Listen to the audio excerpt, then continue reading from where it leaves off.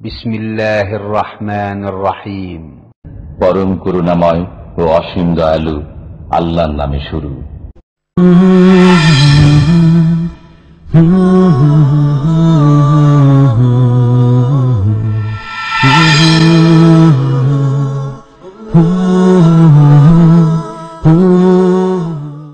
ومن أحسن قولا ممن دعا إلى الله وعمل صالحا وقال إنني من المسلمين. السلام عليكم ورحمة الله وبركاته. بسم الله الرحمن الرحيم. الحمد لله رب العالمين والصلاة والسلام على سيد المرسلين نبينا محمد وعلى آله وصحبه أجمعين. أما بعد فقد قال المؤلف حفظه الله تعالى: التوسل بالمخلوق إلى الله تعالى. التوسل هو التقرب إلى الشيء والتوسل إليه والوسيلة القربة. قال الله تعالى: وابتغوا إليه الوسيلة وجاهدوا في سبيله إلى آخر الآية. মহান আল্লাহর সমস্ত প্রশংসা যে আল্লাহ পাক রব্বুল আলামিনের নৈকট্য অর্জন করাই হচ্ছে সবচেয়ে বড় সফলতা, যার নৈকট্য লাভ করা যায় ঈমান এবং নেক আমলের মাধ্যমে। যে যত বেশি ঈমান আমলকে বৃদ্ধি করতে পারবে তত বেশি সে আল্লাহ পাকের কুরবাত নৈকট্য লাভ করতে পারবে, সান্নিধ্য অর্জন করতে পারবে। সালাত এবং সালাম নাজিল হোক প্রিয় নবী মুহাম্মদ রাসূলুল্লাহ সাল্লাল্লাহু আলাইহি সাল্লামের উপর, যাকে আল্লাহ পাক সবচেয়ে বেশি বড় মর্যাদা দান করেছেন। সবচেয়ে বেশি তিনি আল্লাহ রাব্বুল আলামিনের নৈকট্য লাভ করেছেন এবং আল্লাহ রাব্বুল আলামিন তার জন্য এমন একটি মাকাম, মর্যাদা বা স্থান সম্মানের সুনির্ধারিত রেখেছেন, যা একমাত্র একজনের জন্য উপযোগী হবে। আর সেটি হচ্ছে যেমন নবী করিম সাল্লাল্লাহু আলাইহি ওয়াসাল্লাম বলেছেন যে ওয়া আরজু আন আকুনা আনা হুয়া, আর আমি আশা রাখি যে সেই মর্যাদা, ওসিলার যে মনজিলা মর্যাদা রয়েছে সেটি আমার জন্য হাসিল হবে। এই জন্যই যে আল্লাহ রাব্বুল আলামিনের সবচেয়ে বেশি নিকটবর্তী হয়েছেন রাসূলুল্লাহ সাল্লাল্লাহু আলাইহি সাল্লাম, তার আকিদা, ইবাদত, বন্দেগী, আখলাক, চরিত্র আদান প্রদানের মাধ্যমে। আমাদের আজকে দর্স হবে আকিদাতুত তাওহীদ থেকে। বুলুগুল মারাম একটি চ্যাপ্টারে আমরা পৌঁছেছি, অর্থাৎ জানাজা শেষ করেছি।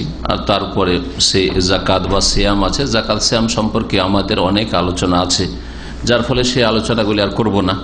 তবে ইনশাআল্লাহ তাআলা হজের পরে আমরা কিতাবুন নিকাহ, বিবাহ, তালাক, রাজাত, তালাক দেওয়ার পরে ফিরিয়ে নেওয়ার বিধিবিধান, এসব বিষয়গুলি, পারিবারিক যে বিষয়গুলি রয়েছে এই বিষয়গুলি সম্পর্কে যে হাদিসগুলি বুলুগুল মারামে রয়েছে সেগুলির ইনশাআল্লাহ ব্যাখ্যা বিশ্লেষণ করার চেষ্টা করব। আর এখন আমাদের সামনে হয়তো আর সময় নেই, হজের মৌসুমও কাছে এসছে, সেই জন্য আর নতুন করে বুলুগুল মারাম আজকে শুরু করছি না। আকিদাতুত তাওহীদ আমাদের এই দর্শটি মঙ্গলবারে হয় নিয়মিত, 2 সপ্তাহ পর পর। তো ওতে একটি চ্যাপ্টারে আল্লামা শেখ সালেহ ফাউজান হাফেজাহুল্লাহ কয়েকটি বিষয় উল্লেখ করেছেন। তার একটি হচ্ছে শপথ, কসমের বিধান, একটি হচ্ছে ওসিলা, আর একটি হচ্ছে ইস্তেগাসা, ফরিয়াদ করা বিপদ আপদের সময়, উদ্ধার কামনা করা, আর একটি হচ্ছে ইস্তিআনা, সাহায্য কামনা করা সাধারণ অবস্থায়, যে কোনো অবস্থায়। হলফ সম্পর্কে, কসম সম্পর্কে, শপথ সম্পর্কে আলোচনা গত মঙ্গলবার হয়েছে। বাকি একই চ্যাপ্টারের আলোচনাটি বাকি আছে, সেটা দিয়ে এই চ্যাপ্টারটি ইনশাআল্লাহ তাআলা আমরা শেষ করব। অল্প কিছু আলোচনা আকিদাতুত তাওহীদের আমাদের অবশিষ্ট থেকে যাবে ইনশাআল্লাহ তাআলা, আল্লাহ পাক সময় সুযোগ দিলে হজের পরে পরে আবার শুরু করে ইনশাআল্লাহ তাআলা তাড়াতাড়ি শেষ করব। আমাদের সামনে আলোচনা রয়েছে ওয়াসিলা সম্পর্কে। তাওয়াসসুল মানে ওয়াসিলা ধরা, আর ওয়াসিলা বা তাওয়াসসুল মানে ওয়াসিলা নেওয়া, আর ওসিলা মানে হচ্ছে আল কুরবা, নৈকট্য অর্জন করা। ওসিলার আবিধানিক অর্থ, শরীয়তের বিধানগত অর্থ হচ্ছে, পারিভাষিক অর্থ হচ্ছে নৈকট্য অর্জন করা আল্লাহ রাব্বুল আলামিন। যেইভাবে আল্লাহ নৈকট্য অর্জন করা যায় কোরআন সুন্নাহর আলোকে, সেইভাবে নৈকট্য অর্জন করা, এই হচ্ছে ওসিলা। কিন্তু এই ওসিলার নামটির অপব্যাখ্যা করে বা ওসিলা শব্দের অপব্যাখ্যা করে ভুল বুঝিয়ে, আর ওসিলা নামে যেহেতু বড় শিরক হচ্ছে, বিদআত হচ্ছে, শিরকের চোরা রাস্তা খুলে দেওয়া হচ্ছে মুসলিম জাতির সামনে, যার ফলে ওসিলা সাধারণ লোক তো বুঝে না যে ওসিলা কি জিনিস, মানুষকে ধরিয়ে দিয়েছে, আল্লাহর মখলুককে ধরিয়ে দিয়েছে যে এরাই হচ্ছে ওসিলা, আল্লাহ নৈকট্য অর্জনের ওসিলা, এরাই হচ্ছে জান্নাত পাওয়ার ওসিলা, এরাই হচ্ছে জাহান্নাম থেকে বাঁচার ওসিলা। আর তারা হচ্ছে হয় কবর মাজার মৃত হইলে, আর না হলে জীবিত হইলে পীর মুর্শিদ, যারা যত বেশি বেদাত শিরিক করতে পারে আর সুফিবাদের গুমরাহিতে ডুবে রয়েছে, তারা হচ্ছে ওসিলা। এই গুমরাহি যেহেতু রয়েছে আমাদের মুসলিম সমাজে, বিশেষ করে বাংলা ভাষাভাষীদের মধ্যে, সুতরাং এই বিষয়টি ভালো করে জানা ফরজ, যাতে করে আপনি আপনার ঈমান আমলের যে অনিষ্ট রয়েছে, ঈমান আমল ধ্বংসকারী যে বিষয়গুলি রয়েছে, সেগুলি থেকে নিজেকে বাঁচাতে পারেন। শেখ বলছেন, আত-তাওয়াসসুল বিল মাখলুক ইলাল্লাহ তাআলা, নৈকট্য লাভ করা সৃষ্টির মাধ্যমে আল্লাহ রাব্বুল আলামিনের, মহান আল্লাহর নৈকট্য লাভ করা, তাওয়াসসুল বিল মাখলুক, কোন সৃষ্টির মাধ্যমে। তাহলে এই হচ্ছে বিষয়। এখন তাওয়াসসুল কাকে বলে? বলছেন আত-তাওয়াসসুল ওয়াও সিন লাম, এর অর্থ হয়, এই ধাতু থেকে যতগুলি শব্দ আসবে সবগুলির অর্থ হয় আত-তাকাররুব ইলা শাই, কোনো কিছুর নিকটবর্তী হওয়া। যখন তাওয়াসসুল ইলাল্লাহ বলবেন তো আল্লাহর নিকটবর্তী হওয়া, আর যখন অন্য কিছু বা অন্য কারো সম্পর্কে বলবেন, তাওয়াসসুল শব্দটি আরবি ভাষায় প্রয়োগ করবেন, তখন নিকটবর্তী হওয়া। উরিদু আন আতাওয়াসসাল ইলাইক, আমি আপনার কাছাকাছি হতে চাই, আপনি আপনার ভাষায় প্রয়োগ করতে পারেন। সিন দিয়ে হয় আর সদ দিয়ে, ওয়াসালাম সদ দিয়ে, ওয়াসাল ওয়াও সদলাম মানে পৌঁছা, আর ওয়াসালাম মানে নৈকট্য লাভ করা, নিকটবর্তী হওয়া, সিন দিয়ে, কাছাকাছি শব্দগুলি। এই জন্য শেখ বলছেন যে তাওয়াসসুল মানে হচ্ছে হুয়া তাকাররুব ইলা শাই, কোনো কিছুর নিকটবর্তী হওয়া। ওয়া তাওয়াসসুল ইলাইহি, তাওয়াসসুল সদ দিয়ে ব্যাখ্যা করছেন, এবং তার কাছে যেই দিকে আপনি যেই কাছাকাছি হতে চাইছেন সেই দিকে পৌঁছা, নিকটবর্তী হওয়ার পরে পৌঁছার চেষ্টা করা। ওয়াল ওয়াসিলা, তো তাহলে তাওয়াসসুল ওয়াও সিন লাম থেকে তাওয়াসসুল শব্দটি মাসদার বাবে তাফাউলের, আর ওয়াসিলা একটি হচ্ছে নাউন, হ্যাঁ একটি ইসম। ওয়াসিলা মানে কি? তাহলে ওয়াও সিন লাম দিয়ে ওয়াসিলা মানে হচ্ছে আল কুরবা, যেমন কারবা ইয়াকরবা থেকে আল কুরবা, তো কাছাকাছি হওয়া, নিকটবর্তী হওয়া, করিব হওয়া, ফাইন্নি করিবুন, ওখান থেকে আল্লাহ বলছেন আমি নিকটবর্তী। তো ওয়াসিলা মানে হচ্ছে নিকটবর্তী হওয়া বা নৈকট্য অর্জন করা। কাল আল্লাহ তাআলা, মহান আল্লাহ ইরশাদ করেছেন, ইয়া আইয়ুহাল্লাযীনা আমানু, হ্যাঁ আয়াতটি শুরু থেকে পড়তে পারেন, ইয়া আইয়ুহাল্লাযীনা আমানু ইত্তাকুল্লাহ, ইত্তাকুল্লাহ প্রথম আছে, হে মুমিন সকল তোমরা আল্লাহকে কি করো? ভয় করো। ইত্তাকুল্লাহ, আল্লাহকে ভয় করো। আল্লাহর ভয়ে তোমরা পাপের কথা কাজ থেকে বেঁচে থাকো, এটা হচ্ছে ইত্তাকুল্লাহর অর্থ। দুনিয়ার কোনো স্বার্থে নয়, এটা হচ্ছে তাকওয়াল্লাহ।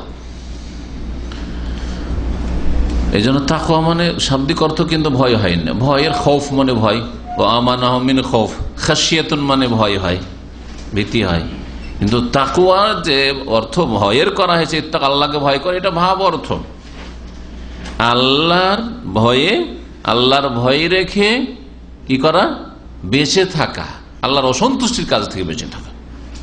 দুনিয়ার ক্ষতির ভয়ে অথবা দুনিয়ার স্বার্থ হাসিলের জন্য যদি কেউ গুনাহ থেকে, পাপের কাজ থেকে, অন্যায় কথা কাজ থেকে বেঁচে থাকে, তাহলে সেটা তাকওয়াল্লাহ হলো না, হ্যাঁ তাকওয়া অর্জন করা হলো না। তো আল্লাহ পাক বলছে ইত্তাকুল্লাহ ওয়াবতাগু ইলাইহি ওয়াসিলা, আল্লাহকে ভয় করে গুনাহ থেকে বেঁচে থাকার জীবন গড়ো, আর ওয়াবতাগু ইলাইহিল ওয়াসিলা, তার দিকে মানে কার দিকে? ইলাল্লাহ, ওয়াবতাগু ইলাল্লাহ, আল্লাহর দিকে তলাশ করো। ওয়াবতাগু মানে কি করো? তলাশ করো। আল ওয়াসিলা, ওয়াসিলা মানে কি করলাম?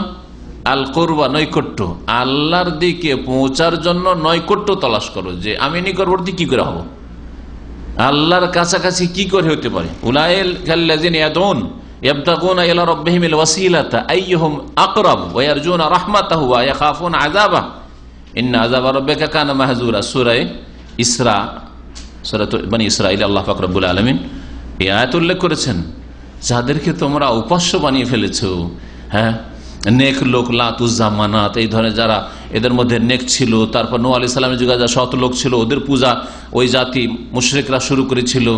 এইরকমের যুগে যুগে সৎ লোকদের পূজা প্রতিমার আকারে শুরু হয়েছে, অথবা মাজার কবর বানিয়ে শুরু হয়েছে। জিলানি, চিস্তির, উলাইকাল্লাযিনা ইয়াদুন, এইসব লোক যাদেরকে ডাকে এরা, যাদেরকে আহ্বান করে, যাদের কাছে নিজের গরজের জন্য দরখাস্ত করে আল্লাহকে বাদ দিয়ে, ইয়াবতাগুনা ইলা রাব্বিহিল ওয়াসিলা, ওরাই যাদের পূজা করছো, যাদের কাছে কিছু চাইছো, ছেলে চাইছো, রোগের আরোগ্য চাইছো, তারাই তো আল্লাহর নৈকট্য তলাশ করে, তারাও আল্লাহর নিকটবর্তী হওয়ার জন্য নৈকট্য তলাশ করেছে। ইয়াবতাগুনা ইলা রাব্বিহিল ওয়াসিলা আইয়ুহুম আকরাব, যে কে কত বেশি কাছাকাছি হইতে পারে। আব্দুল কাদের জিলানী, ইমাম আবু হানিফা, শাফি, মালিক, আহমদ, ইমাম বুখারী, আর যুগে যুগে আইম্মা কেরাম, ইবনে তাইমিয়া, ইবনুল কাইয়িম, যাহাবী, ইবনে হাজার, যত আইম্মা কেরাম, ওলামায়ে কেরাম আর নেক লোকেরা এসেছেন, তারা সকলে এই ময়দানে দৌড় দিয়েছেন আইয়ুহুম আকরাব, এবং সকলেই ওসিলা তলাশ করেছেন, আল্লাহ পর্যন্ত পৌঁছার জন্য ব্যবস্থা নিয়েছেন। সেই ব্যবস্থাটা আসলে কি? কোন ব্যক্তিকে ধরা, তার মানে আবু হানিফা আরেকজনকে ধরেছেন যে তার মাধ্যমে আল্লাহর কাছাকাছি হওয়া আমার কাছে দেবে। শাফি, মালিক, আহমদ কাউকে ধরেছেন, হ্যাঁ, আব্দুল কাদের জিলানী কাউকে ধরেছেন না। তাহলে কি উপায়ে আল্লাহর নৈকট্য অর্জন করবেন, আল্লাহর সান্নিধ্য লাভ করবেন, এই বিষয়টি আজকের বিষয়। আর কোনগুলি হচ্ছে ভ্রান্ত, বাতিল। দুটি আয়াতে ওসিলার কথা কোরআনে কারিমে রয়েছে। তাহলে ওসিলা মানে এখানে প্রচলিত দেশীয় ওসিলার কথা বলা হয়নি। কি বলা হয়েছে? কুরবাত, আল্লাহ নিকটবর্তী কি করে হবেন, এবং আল্লাহর নিকটবর্তী কি করে হবেন, আল্লাহর বাতলানো তরিকা মোতাবেক আসতে হবে না নিজের বানানো তরিকা মোতাবেক আসতে হবে। আপনি যদি কোনো ব্যক্তির সাথে দেখা সাক্ষাৎ করতে চান, তো তিনি যেইভাবে বলবেন যে আপনি এইভাবে যদি আসেন এই রাস্তা দিয়ে, হ্যাঁ, পথ চলার ক্ষেত্রে, আর এই নিয়মে এই সময়, তাহলে আমার সাথে সাক্ষাৎ হবে। আপনি জোহর থেকে আসরের মাঝে ইসলামিক সেন্টারে যদি আসেন, আমার সাথে দেখা করতে পাবেন না। যদি 10টা 11টার পরে যদি আসেন, ফজর পরে এসে বসে থাকেন, শেখ আমি ফজর থেকে বসে আছি, ফজর নামাজ পড়েছি আর আপনার সাথে দেখা করার জন্য বসে আছি, পাবেন নাকি? তাহলে আমি আপনাকে বলে দেবো যে এই সময়গুলিতে আসতে হবে, তাইলে হবে, ঠিক কিনা? এই দিয়েও কি বুঝে আসেন আপনার, হ্যাঁ, মগজে ধরেন না যে আল্লাহ যেই তরিকা বলেছেন আল্লাহ নৈকট্য লাভের, সেই তরিকাতে আসতে হবে। আপনার বানানো তরিকা আসলে হবে না, আপনার মুরব্বীদের বানানো তরিকা আসবে। ওয়াবতাগু ইলাইহিল ওয়াসিলা, যে আয়াতটি রয়েছে সূরা মায়দার আয়াত নম্বর 35, আল্লাহ পাক বলছেন যে তোমরা তলাশ করো আল্লাহর দিকে পৌঁছার জন্য, হ্যাঁ, নৈকট্য তলাশ করো, যে কেমন করে নিকটবর্তী হব। এই অর্থাৎ আল কুরবাতা ইলাইহি সুবহানাহু, আল্লাহ সুবহানাহু, আল্লাহ পাকের নৈকট্য তলাশ করো, বেতাআতিহি, কিভাবে? তার আনুগত্য করে, হ্যাঁ, তার কথা মেনে, তার আদেশ নিষেধ মেনে, ওয়াত্তিবাই মারাদাতিহি, এবং তার সন্তুষ্টির অনুসরণ করে। যে আল্লাহর সন্তুষ্টি কি করে পাবো, আল্লাহকে রাজি কি করে করতে পারবো। যেইভাবে আল্লাহকে রাজি করা যায় কোরআন এবং হাদিসে রয়েছে, আল্লাহর কথাই রয়েছে, রাসূলের কথাই রয়েছে, আমলে রয়েছে, সেইভাবে আল্লাহর সন্তুষ্টির পেছনে ছোটা অনুসরণ করা, এ হচ্ছে কুরবাত, আল্লাহর নৈকট্য লাভ করা। ওয়াতাওয়াসসুল কিসমান, ওসিলা ধরা হচ্ছে দুই প্রকার। আল কিসমুল আউয়াল, প্রথম রকমের ওসিলা ধরা হচ্ছে তাওয়াসসুলুন মাশরু', শরীয়ত সম্মত ওসিলা ধরা, নৈকট্য অর্জন করা। ওয়াহুয়া আনওয়া, তা কয়েক ভাগে বিভক্ত, কয়েক রকমের। তাহলে প্রথম ভাগ করলো ওসিলাকে, তাওয়াসসুলকে, ওসিলা ধরাকে দুই ভাগে বিভক্ত করলো। কি? তাওয়াসসুল মাশরু, শরীয়ত সম্মত ওসিলা, আর তাওয়াসসুল মামনু, নিষিদ্ধ ওসিলা বা গায়র মাশরু, শরীয়ত বিরোধী, ইসলাম বিরোধী, কোরআন সুন্নাহ বিরোধী ওসিলা ধরা। প্রথম প্রকার কি বললো? হ্যাঁ, তাওয়াসসুল মাশরু, শরীয়ত সম্মত, মানে শরীয়তে যেই তরিকাগুলি আল্লাহ নৈকট্য লাভের রয়েছে সেগুলি আনোয়া, কয়েক রকমের। এখানে লেখক 6 রকম উল্লেখ করেছেন। এটা হচ্ছে বিস্তারিত আলোচনা। এর আগে শরীয়ত সম্মত ওসিলা আপনারা যে কিতাবগুলিতে সংক্ষেপে বলা হয়েছে, কত শুনেছেন? তিনটা শুনেছেন বা পড়েছেন। তিনটি হচ্ছে আপনার প্রসিদ্ধ, অনেক ওলামায়ে কেরামরা প্রসিদ্ধগুলি আর মূলগুলি উল্লেখ করেছেন, কিন্তু ওর সাথে আরো বিভিন্ন দলিলকে সামনে বলছেন এইভাবেও আল্লাহর নৈকট্য অর্জনের আপনি একটা রাস্তা ধরতে পারেন, পন্থা। তো এই করে 6টা পর্যন্ত পৌঁছেছেন। তার মানে আজকের আলোচনা সবচেয়ে বিস্তারিত আলোচনা ওসিলা সম্পর্কে। 6টা আল্লাহ তরিকা রেখেছেন, এই রাস্তা দিয়ে, এই তরিকা দিয়ে। রাস্তা একটাই, কিন্তু এই নিয়মে 6 নিয়মে আল্লাহর আপনি নৈকট্য অর্জন করতে পারেন, আল্লাহ সান্নিধ্য লাভ করতে পারেন। এই 6টা যথেষ্ট হলো না, ওই শিরকি না হয় বিদআতি ওসিলা ধরতে হবে, সবগুলি বাদ দিয়ে। আর ভালো করে মনে রাখবেন, আমি বারবার বলি যে যারাই শিরক বিদআত শুরু করে তাদেরকে আল্লাহ পাক কোরআন সুন্নাহ মানা থেকে মাহরুম করে দেয়, এটা আযাব স্বরূপ। এই জন্য যারা বিদাতি ওসিলা ধরে, শিরকি ওসিলা ধরে, মাজারে ধর্ণা দেয়, অথবা মনে করে যে এইরকম মোবারক জায়গায় মাজারে গিয়ে আল্লাহর কাছে যদি চাওয়া যায়, এদের নামের রেফারেন্স দিয়ে বরাত দিয়ে আল্লাহ আমার দোয়াটা বড় পীর সাহেবের ওসিলায় কবুল করো, আমার দোয়া কবুল করো নবীর ওসিলায়, এইভাবে বিদাতি তরিকা, চোরা রাস্তা শিরকের বিদাতি তরিকা। এই তরিকা যারা ধরে তাদেরকে আল্লাহ পাক শরীয়ত সম্মত যে 6 রকমের ওসিলা রয়েছে সবগুলিতে বঞ্চিত করে দেয়। এটা শাস্তি স্বরূপ, তাদের পানিশমেন্ট। প্রত্যেকটি বিদাতের ক্ষেত্রে ভালো করে দেখবেন। আপনি প্রতিদিন যদি 5 বার করে দেখতে চান, যারা সম্মিলিত মোনাজাতের বিদাতি তারা কিন্তু নামাজের পরে জিকির আজকারগুলি করে না, করে যারা বিদাতি জিকির করে লা ইলাহা ইল্লাল্লাহ মুহাম্মাদুর রাসূলুল্লাহ, একবার মুহাম্মদুর রাসূলুল্লাহর জিকির, অথবা ইল্লাল্লাহ ইল্লাল্লাহর জিকির অসম্পূর্ণ, অথবা আল্লাহু আল্লাহুর জিকির, হুর জিকির, তাদের সুবহানাল্লাহ, আলহামদুলিল্লাহ, লা ইলাহা ইল্লাল্লাহ, আল্লাহু আকবার, ওয়ালা হাওলা ওয়ালা কুওয়াতা ইল্লা বিল্লাহ, এইসব জিকির। তারপরে সকাল সন্ধ্যার জিকির, ঘুমের আগের জিকির, বাড়িতে ঢোকার জিকির, গাড়িতে চড়ার জিকির, কোন জায়গায় নামার জিকির, কোথাও এগুলো পাবেন না। সুন্নতি জিকির থেকে আল্লাহ পাক ওদেরকে বঞ্চিত করে দিয়েছেন। এক বিদাত করেছে, আরেক সুন্নত থেকে মাহরুম করেছে, এটা আল্লাহ পাকের আযাব বিদাতীদের উপর, তাদের বোঝা উচিত। বলছেন প্রথম নম্বর হচ্ছে আন-নাউল আউয়াল, প্রথম প্রকারের জায়েজ ওসিলা বা শরীয়ত সম্মত ওসিলা হচ্ছে আত-তাওয়াসসুল ইলাল্লাহি তাআলা বিআসমাই ওয়া সিফাতিহি, আল্লাহর নৈকট্য অর্জন করা তার নামগুলির মাধ্যমে আর তার গুণাবলীর মাধ্যমে। আল্লাহ পাকের নাম উল্লেখ করে আর আল্লাহর গুণ উল্লেখ করে। কামা আমার আল্লাহ তাআলা বিযালিকা ফি কওলিহি, যেমন আল্লাহ তাআলা নির্দেশ দিয়েছেন, মহান আল্লাহ নির্দেশ দিয়েছেন এই বিষয়ে তার এই বাণীতে। কি বলছেন? ওয়ালিল্লাহিল আসমাউল হুসনা ফাদউহু বিহা, মহান আল্লাহর সুন্দর সুন্দর নাম রয়েছে, ফাদউহু বিহা, সুতরাং তাকে ডাকো সেই নামগুলির মাধ্যমে, নামগুলির মাধ্যমে। আর আল্লাহর নামের মধ্যে প্রত্যেকটা নামে একটা করে গুণ রয়েছে, প্রত্যেকটা নামে একটা করে গুণ রয়েছে। এই 1-2 সপ্তাহের মধ্যে আলোচনা আমি বলেছি যে নাম থেকে আপনি গুণ কি করে বুঝবেন। রহমান এটি আল্লাহর কি নাম? হ্যাঁ, যদিও আপনি বলে জাতি নাম না সেফাতি নাম সেটা আলাদা কথা, সত্তাগত নাম না গুণগত নাম, কিন্তু নাম আল্লাহর, ঠিক কিনা? রহমান নাম। আল খালেক, হ্যাঁ, আল্লাহর নাম। তো রহমান আল্লাহর নাম, এদের থেকে একটা গুণ বেরোলো, প্রত্যেক নামে একটা গুণ বেরোবে তার অর্থে। সেটা হচ্ছে কোনটা গুণ? রহমত, দয়া করা। তো রহমান আল্লাহর নাম, আর রহমতুল্লাহ আল্লাহর রহমত, এটা হচ্ছে আল্লাহর গুণ। হ্যাঁ, আল্লাহর নাম হচ্ছে গফুর বা গফফার, আর আল্লাহর গুণ হচ্ছে মাগফিরাত করা, মার্জনা করা, ক্ষমা করা, এগুলো গুণ। তাহলে আপনি আল্লাহর নামকে ওসিলা ধরতে পারেন, হে আল্লাহ, হে রহমান, হে গফুর, তুমি আমার উপর রহম করো, হ্যাঁ, তুমি আমার গুনাহ খাতা মাফ করো। দেখলেন, আল্লাহকে রহমান বললেন, রহিম বললেন, তারপরে গফুর বললেন, বলে ওই জিনিসগুলো চাইলেন বা অন্য কিছু চাইলেন। আল্লাহর নামকে আপনি এখানে ওসিলা, আল্লাহর নৈকট্য অর্জনের জন্য, আল্লাহর কাছে দোয়া তাকে কবুল করাবার জন্য তার নামগুলি দিয়ে দোয়া করলেন। আপনি নামগুলি পেশ করে, গুণ পেশ করে, আল্লাহ তোমার রহমত সবকিছুকেই শামিল, ইন্না রহমাতাকা ওয়াসিআত কুল্লা শাই, হে আল্লাহ তোমার রহমত, এখানে রহমান বললেন না, রহিমও বললেন না, তোমার রহমত, হ্যাঁ, সবকিছুকে পরিব্যাপ্ত, শামিল, আমাকেও শামিল। আল্লাহ যদিও আমি গুনাহগার, সুতরাং তোমার রহমতে আমাকে ক্ষমা করো, দয়া করো, আমাকে সুস্থ করো। এই যে তোমার রহমতে আল্লাহর গুণকে ওসিলা বানালেন।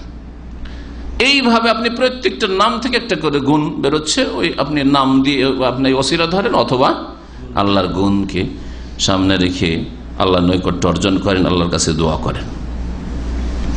আল্লাহ পাক বলছেন যে আল্লাহর সুন্দর সুন্দর নাম রয়েছে, সুতরাং সেগুলির মাধ্যমে দোয়া করো। তার সেগুলির মাধ্যমে কেমন করে দোয়া করেন বুঝলেন না তরিকাটা? কোরআনের বাস্তবায়ন যখন করবেন আপনি জীবনে বুঝতে পারলেন যে কেমন করে আল্লাহর নাম দিয়ে দোয়া করবেন। ওয়াজারুল্লাযীনা ইউলহিদুনা ফি আসমাইহি, আর ছেড়ে দাও ওই সব লোকদেরকে, হে মুমিন মুসলিমরা, যারা আল্লাহর নামগুলিতে বক্রপথ অবলম্বন করে। আল্লাহদা ইউলহিদু মানে বাঁকা পথ না, আল্লাহর নামগুলিতে গুমরাহির পথ, ভ্রষ্টতার পথ যারা অবলম্বন করে তাদেরকে আমার জন্য ছেড়ে দাও, আমি তাদেরকে দেখে নেব দুনিয়া আখিরাত, আমি তাদেরকে শাস্তি দেব। আল্লাহর নাম গুণাবলী সম্পর্কে বক্রপথ অবলম্বন করে কারা? আল্লাহর নাম গুণাবলী একদল অস্বীকার করেছে, হ্যাঁ, আর একদল গুণ অস্বীকার করেছে, আর একদল 7টা নাম ছাড়া, হ্যাঁ, আর আশারি মাতুরিদি 7 নাম ছাড়া আল্লাহর কোন নামই মানবে না, জি। অথবা আল্লাহর কিছু গুণ যেগুলো কর্মগত গুণ, হ্যাঁ, সেগুলিকে কি করেছে, যেগুলি হচ্ছে সিফাতে ফাইলি, আল্লাহর কর্মগত গুণ, সেগুলিকে অস্বীকার করেছে। যেমন আল্লাহ পাকের নুজুল, প্রথম আকাশে নেমে আসা। আল্লাহ পাকে নেমে আসেন না রে, আল্লাহর রহমত নেমে আসে। গুমরাহ এরা এলহাদ করলো। আল্লাহ বলছেন ছেড়ে দাও এই গুনাহগার পাপিষ্ঠদেরকে যারা আমার নামগুলি সম্পর্কে বক্রপথ অবলম্বন করে। আল্লাহ বলছেন আর রহমান আলাল আরশি ইস্তাওয়া, আল্লাহর একটি গুণ হচ্ছে যে তার তিনি সমুন্নত, আরশে সমুন্নত না, আল্লাহ আরশে না, আল্লাহ আরশের মালিক হয়েছেন। আল্লাহ আরশের, আল্লাহ সর্বত্র, আর আল্লাহ কি হয়েছেন? আরশের মালিক হয়েছেন। তার মানে আল্লাহ তার আগে, আরশ সৃষ্টি করার আগে বা তার আসমান জমিন সৃষ্টি করার আগে, কারণ আল্লাহ পাক আয়াতে কি বলছেন? আল্লাহুল্লাযী খালাকাস সামাওয়াতি ওয়াল আরদা ফি সিত্তাতি আইয়ামিন সুম্মা ইস্তাওয়া আলাল আরশ। আল্লাহ তো সেই সত্তা যিনি আসমান জমিনকে সৃষ্টি করেছেন 6 দিনে। তাহলে আরশ তার আগে সৃষ্টি হয়েছে, ঠিক না? আসমান জমিন সৃষ্টি করার পরে আল্লাহ বলছেন সুম্মা, অতঃপর ইস্তাওয়া আলাল আরশ, তিনি আরশে সমুন্নত হইলেন। এখন সমুন্নতর অর্থ তারা মানেন না। তারা কি মানে? আল্লাহ আরশের অধিপতি হইলেন, আল্লাহ আরশের মালিক হলেন। তার মানে এতদিন আল্লাহ তাআলা আরশের মালিক ছিলেন না, অন্য কেউ মালিক ছিল না। নাউজুবিল্লাহ। এই কুফরি আকীদা আসছে না তাদের, এই তাওয়িল করতে যে তারা এক সংশয় থেকে বাঁচ থেকে সংশয় ঢুকেছে যে আল্লাহকে কেমন করে বলবো যে আল্লাহ আরশে সমুন্নত, তার মানে আল্লাহর জন্য দিক নির্ণয় করা হয়ে যাচ্ছে। হ্যাঁ, এইটা শয়তান ঢুকিয়েছে সংশয়। এইখান থেকে বাঁচতে গিয়ে কি করলো? আল্লাহ এর চাইতে খারাপ কাজ করে ফেললো যে আল্লাহ আসমান জমিনের সৃষ্টির আগে আরশের অধিপতি বা মালিক ছিল না। সুম্মা ইস্তাওয়া আলাল আরশ, বোঝা গেছে? ইস্তাওয়া মানে ইস্তাউলা।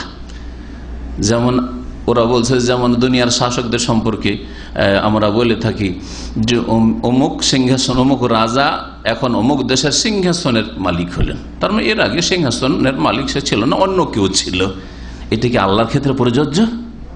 তাহলে ইস্তাওয়া মানে ইস্তাউলা করা, মানে মালিক হলেন, অধিপতি হলেন, এটি গোমরাহি, এটি হচ্ছে এলহাদ। আল্লাহ বলছেন ওদেরকে ছেড়ে দাও আমার জন্য, আমি দেখে নেব ওদেরকে, তোমাদেরকে শাস্তি দেওয়ার জন্য পাঠাইনি, তোমাদের তাদের হিসাব নিকাশ নেওয়ার জন্য পাঠাইনি। সাইয়ুজজাউনা মা কানু ইয়ামালুন, যা কিছু করে আসছে তারা, তার শীঘ্রই তাদেরকে বদলা দেওয়া হবে, শাস্তি দেওয়া হবে। সূরা আরাফ আয়াত নম্বর 180। তাহলে এই আয়াত থেকে কি জানলাম? যে আল্লাহর নামগুলিকে ওসিলা বানিয়ে, হ্যাঁ, আল্লাহর কাছে দোয়া করতে পারবেন, আল্লাহর কাছে কিছু চাইতে পারবেন, আল্লাহর সান্নিধ্য লাভ করতে পারবেন আল্লাহর নাম গুণাবলীকে ওসিলা বানিয়ে। 2 নম্বর ওসিলা নাউসানি আত-তাওয়াসসুল ইলাল্লাহি তাআলা বিল ঈমান ওয়াল আমালিস সালিহ, আল্লাহর নৈকট্য অর্জন করা ঈমানের মাধ্যমে এবং ভালো আমলের মাধ্যমে। ঈমানটা সবচেয়ে ভালো আমল। আপনার যে আমলগুলি রয়েছে, কর্ম রয়েছে, কর্ম শুধু অঙ্গ প্রত্যঙ্গের কর্ম না, হৃদয়ের কর্ম। হৃদয়ের কর্ম হচ্ছে অনেক, তার মধ্যে একটি হচ্ছে, বড় মূল হচ্ছে বিশ্বাস স্থাপন করা, ঈমান নিয়ে আসা। এই জন্য আমলের আগে কি বলবেন? ঈমান কথাটি বলবেন। অনেকে সংক্ষেপে জ্বালা বলেছে যে নেক আমলকে শুধু ওসিলা বানাবেন, নেক আমলকে ওসিলা বানাবেন আর ঈমানকে ওসিলা বানাবেন না। কোরআনে আল্লাহ শিখিয়েছেন, কোরআনে আল্লাহ শিখিয়েছেন। আয়াত এখানে সামনে নিয়ে এসেছে লেখক সূরা আলে ইমরানের। তো আল্লাহ পাকের নৈকট্য অর্জন করবেন আপনার ঈমানের মাধ্যমে। এর মানে এই না যে আল্লাহকে আপনি কি করছেন, আল্লাহর উপর আপনি ইহসান করেছেন, হ্যাঁ, অবদানের কথা উল্লেখ করছেন, খোটা দিচ্ছেন না, ওই নিয়তে নয়। আল্লাহ, আমি এই কাজগুলি, ভালো কাজগুলি করেছি, সুতরাং তুমি আমার উপর রাজি হয়ে যাও, তুমি আমাকে মাফ করে দাও, তুমি আমাকে শিফা দান করো, হ্যাঁ, আরোগ্যতা ইত্যাদি, এইভাবে আর কি।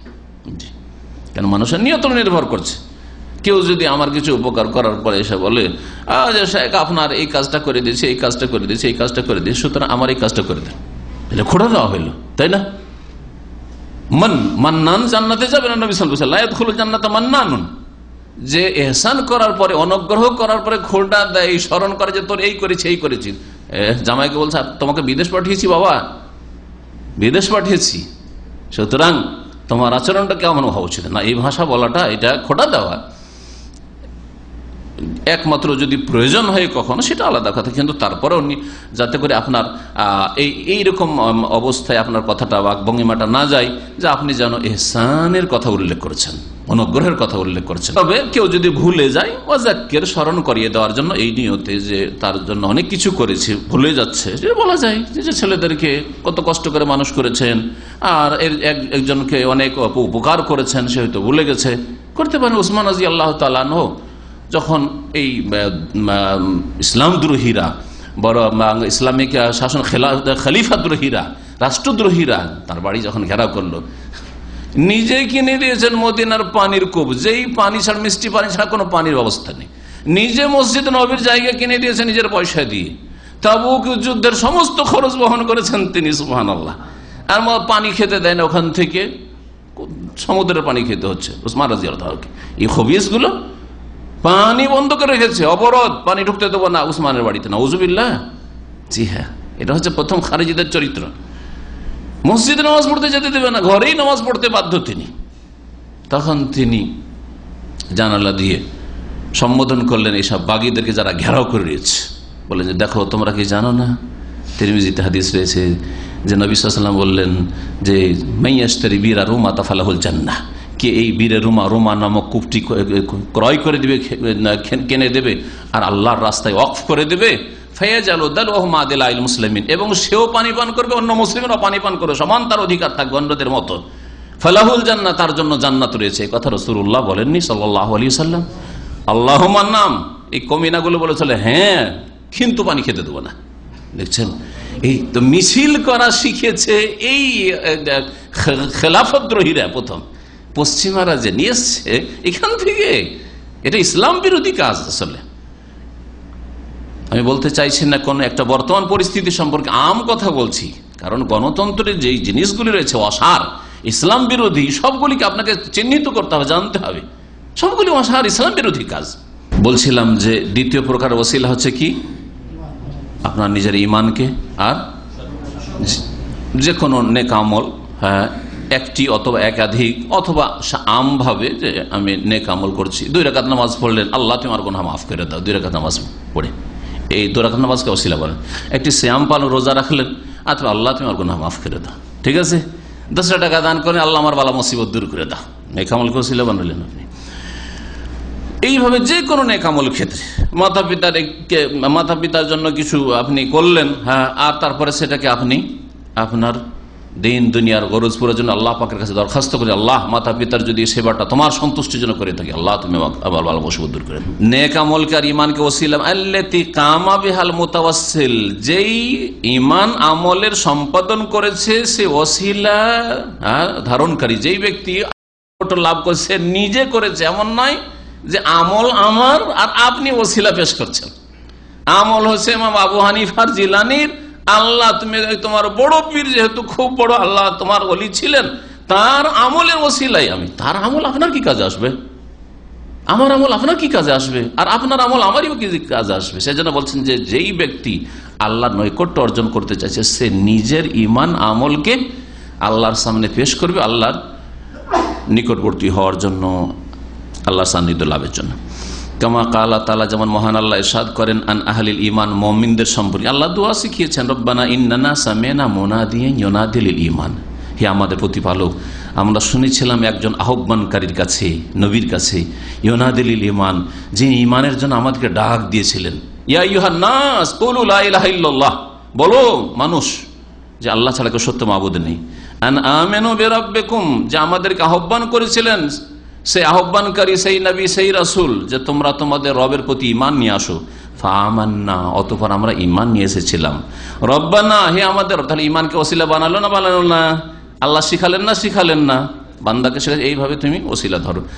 ফাগফির লানা, সুতরাং আমাদেরকে ক্ষমা করে দাও, আমাদের ঈমানের ওসিলাই ক্ষমা করে দাও। যুনুবান, আমাদের গুনাহগুলিকে, ওয়া কাফির আন্না সাইয়্যাতিনা, আমাদের পাপগুলিকে মোচন করে দাও। ওয়া তাওয়াফানা মাল আবরার, আর সৎকর্মশীলদের সাথে আমাদেরকে মৃত্যু দান করো।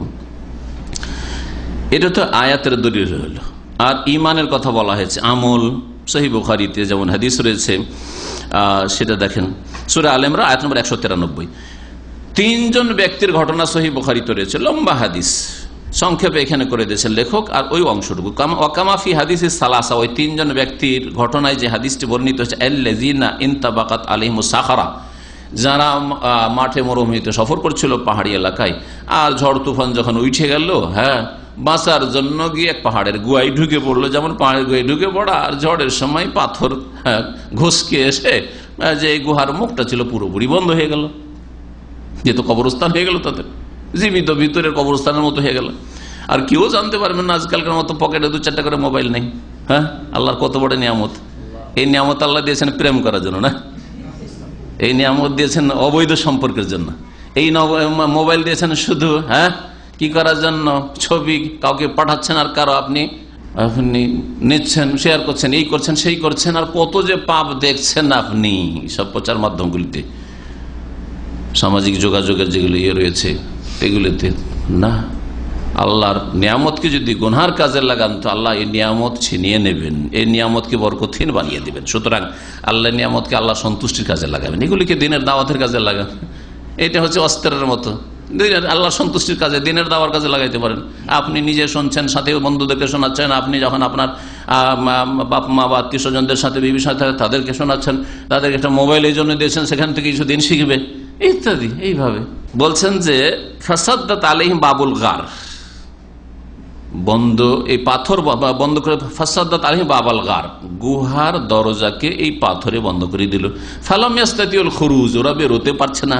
ফাতাওয়াসসালু ইলাল্লাহ, এখন করবোটা কি? কেউ তো আমাদের খবর রাখে না যে কোথায় গেলাম আমরা, কি হইলো না হইলো, পরিবার পরিজন কেউ জানতে পারবে না। তখন আল্লাহর তারা নৈকট্য লাভ করলো বেসালেহ আমালি, প্রত্যেকে নিজ নিজ ভালো নেক আমলের মাধ্যমে। ফাফারাজাল্লাহু আনহুম, তখন আল্লাহ পাক তাদের এই বিপদকে দূরীভূত করলেন। ফাখারুজু ইয়ামশুন, তখন তারা নিজ নিজ গন্তব্য স্থানে চলতে শুরু করলো, আপন আপন যে কাজ রয়েছে বা যেদিকে যাচ্ছিল সেদিকে তখন তারা টান দিল। আল্লাহ পাকের কত বড় রহমত তাদের উপর হইল, নেক আমলকে ওসিলা বানিয়ে, নেক আমলকে আল্লাহর সামনে, নেক আমলটা তখন করছে না কিন্তু। আচ্ছা, এটা নেক আমলকে ওসিলা ধরা তাহলে দুটো তরিকা। একটা হচ্ছে যে আপনি আগে করেন, এক্ষুনি বিপদে পড়েছেন, এক্ষুনি আপনি 2 রাকাত নামাজ, 4 রাকাত নামাজ পড়িয়ে যাচ্ছেন, লম্বা সিজদায় পড়ে আছেন, বুঝা গেছে?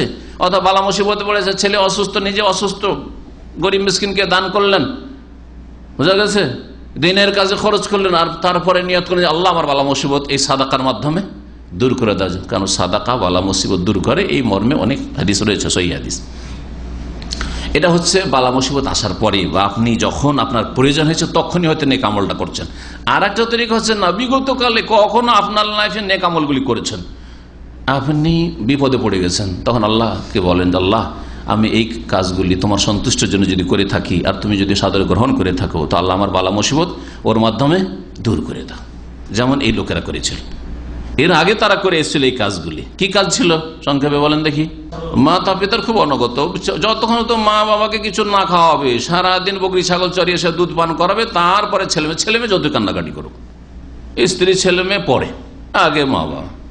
আমাদের মধ্যে এই গুণ আছে কি না? আগে নিজেরটা ঠিক রেখে নিজের স্ত্রী ছেলে মেয়ে এরাই আপন হয়ে গেল, যারা জন্ম দিল, যাদের মাধ্যমে দুনিয়াতে আমাদের অস্তিত্ব আসলো। আল্লাহ যদি সৃষ্টিকর্তা, তো মা বাবা হচ্ছে মুজিদ, আপনার অস্তিত্ব দানকারী, তাদের মাধ্যমে আপনার অস্তিত্ব এসেছে। সুতরাং তাদের উপর আজকে আপনার 30-40 বছর বয়স হওয়ার পরে আপনার স্ত্রী এসে আপনার কাছে প্রাধান্য পেয়ে গেল, আপনার ছেলে মেয়েগুলো প্রাধান্য পেয়ে গেল। আশ্চর্য মুসলিম, তো কি করে হতে পারে?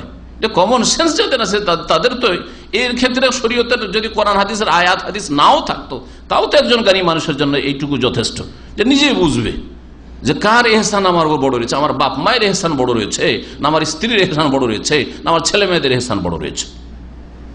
কিন্তু কিভাবে শয়তান গুমরাহকারী মানুষকে, সুবহানাল্লাহ। আমার বাপ মা যদি আমার এহসান না করতো তাহলে কখনো আমি এই অবস্থায় আসতে পারতাম না যখন কেউ আমাকে মেয়ে দিত কেউ যদি রুগ্ন করে রেখে দিত, তো রুগ্নকে কে মেয়ে দিত? হ্যাঁ, অশিক্ষিত মূর্খ করে রেখে দিত, তো ভালো পরিবারের কে মেয়ে দিত? আপনাকে কেউ দিত না, আপনাকে ফুটপাথ থেকে কোথাও থেকে কুড়িয়ে নিতে হইতো।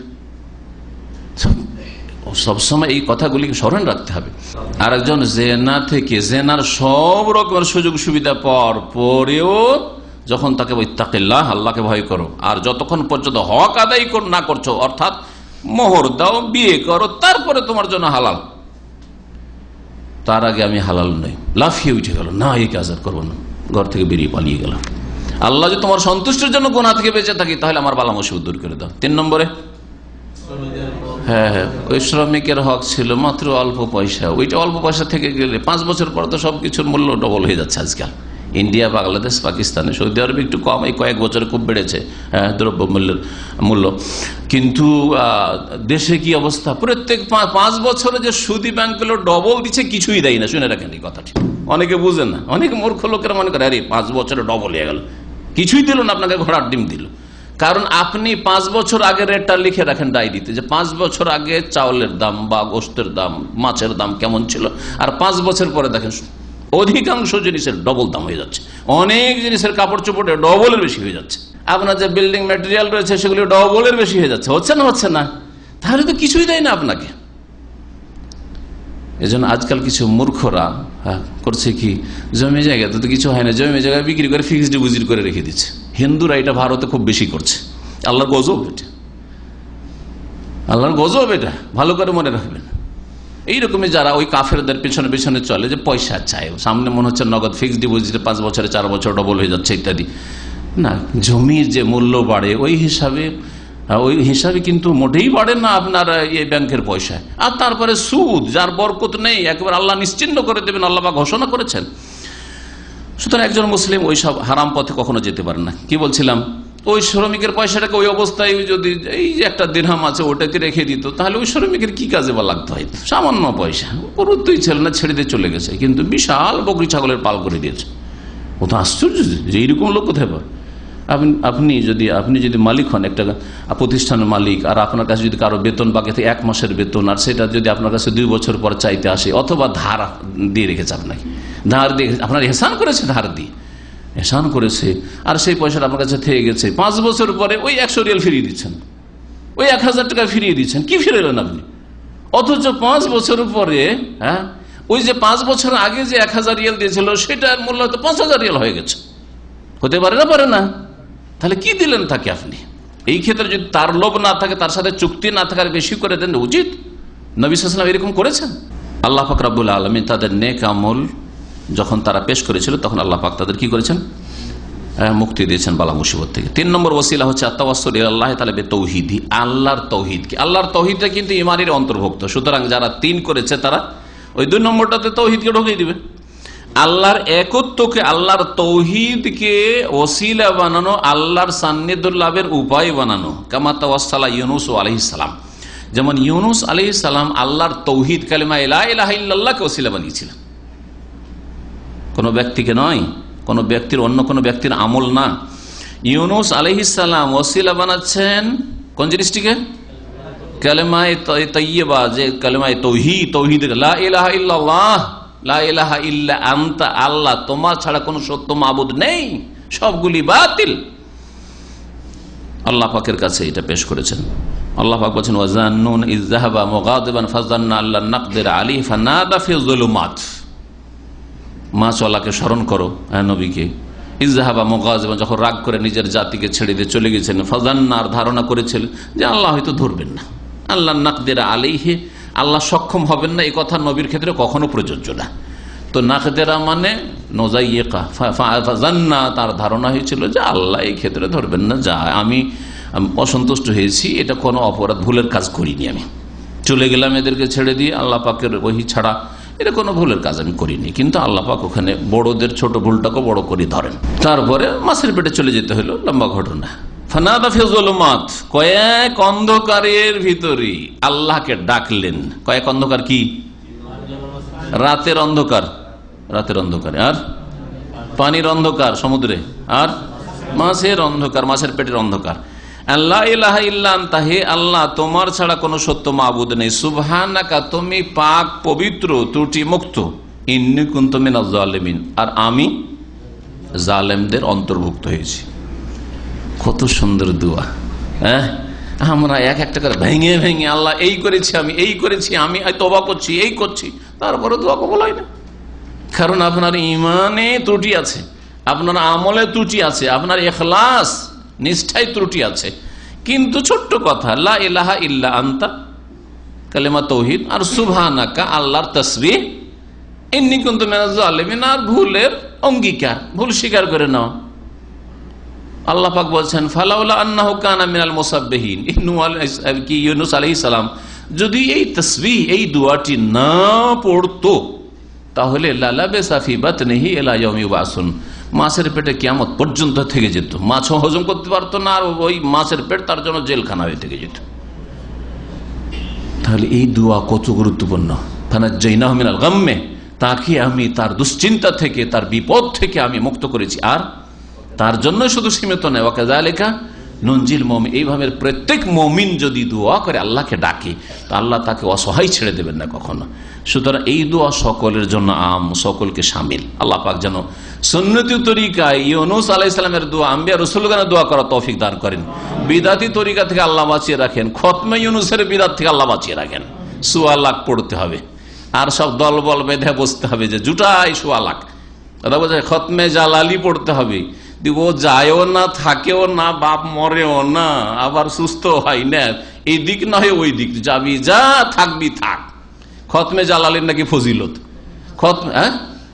খতমে খাসগানের, হ্যাঁ, এক একটা সব বানানো। মান জালাল্লাহু বিহা মিন সুলতান, যতগুলি খতমের ওজিফার কিতাব আছে সবগুলি বাতিল। ভালো করে মনে রাখেন, দু চারটা সূরা দিয়ে দিয়েছে ধোকা দেওয়ার জন্য, দু একটা নবীদের দোয়া দিয়ে দিয়েছে ধোকা দেওয়ার জন্য, আর বাকি সবগুলি পচা সরা, তাতে নাজায়েজ কথাও রয়েছে, হ্যাঁ, মানুষকে ওসিলা বানানো হয়েছে, আর তারপরে নিজের বানানো কপোল কল্পিত দুয়ার ফজিলত পেশ করা হয়েছে।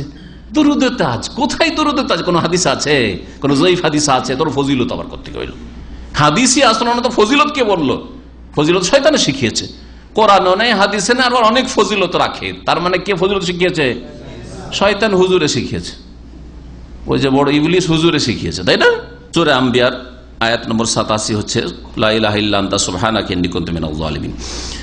4 নম্বর জায়েজ ওসিলা বা শরীয়ত সম্মত ওসিলা আত-তাওয়াসসুল ইলাল্লাহ তাআলা বিইজহারি আদ-দাফি ওয়াল হাজাতি ওয়াল ইফতিকার ইলাল্লাহ, আল্লাহর নৈকট্য অর্জন করা, নিজের দুর্বলতা প্রকাশ করে, যে আল্লাহ আমি অসহায়, দুর্বল, কাকুতি মিনতি করা, ওয়াল হাজা নিজের প্রয়োজন আল্লাহর সামনে পেশ করা, ওয়াল ইফতিকার ইলাল্লাহ এবং আল্লাহর কাছে আমি মুখাপেক্ষী, আল্লাহ আমি মুখাপেক্ষী, আমার জীবন অচল, আমি এক মুহূর্ত তোমার রহমত ছাড়া আর বাঁচতে পারি না, টিকতে পারি না, এইরকম অবস্থাটা প্রকাশ করা, এটা অত্যন্ত জরুরি। এটা অত্যন্ত জরুরি যে কোনো দোয়াতে, শুধু মাঝে মধ্যে না, যেই কোনো দোয়াতে, কারণ আল্লাহ অন্তর্যামী। আর দুনিয়াতে এর উত্তম উদাহরণ রয়েছে। কারো কাছে যদি টাকা পয়সা ধার করো চাইতে যান, আর গিয়ে বলেন যে ভাই আমার কিছু টাকা পয়সার প্রয়োজন আছে, আপনার মন হলে দিতে পারেন, দেবে কেউ নাকি? হ্যাঁ, দেবে কেউ না। তার মানে আপনি ভিতরে অহংকার রেখে ধার চাইছেন। আপনি ভিতরে অহংকার রেখে যদি ফকির ভিক্ষা চায় আপনার বাড়িতে, যে আপনার বাড়িতে আমি চাইতে এসেছি, ফকির মানুষ, তবে আপনার ইচ্ছা,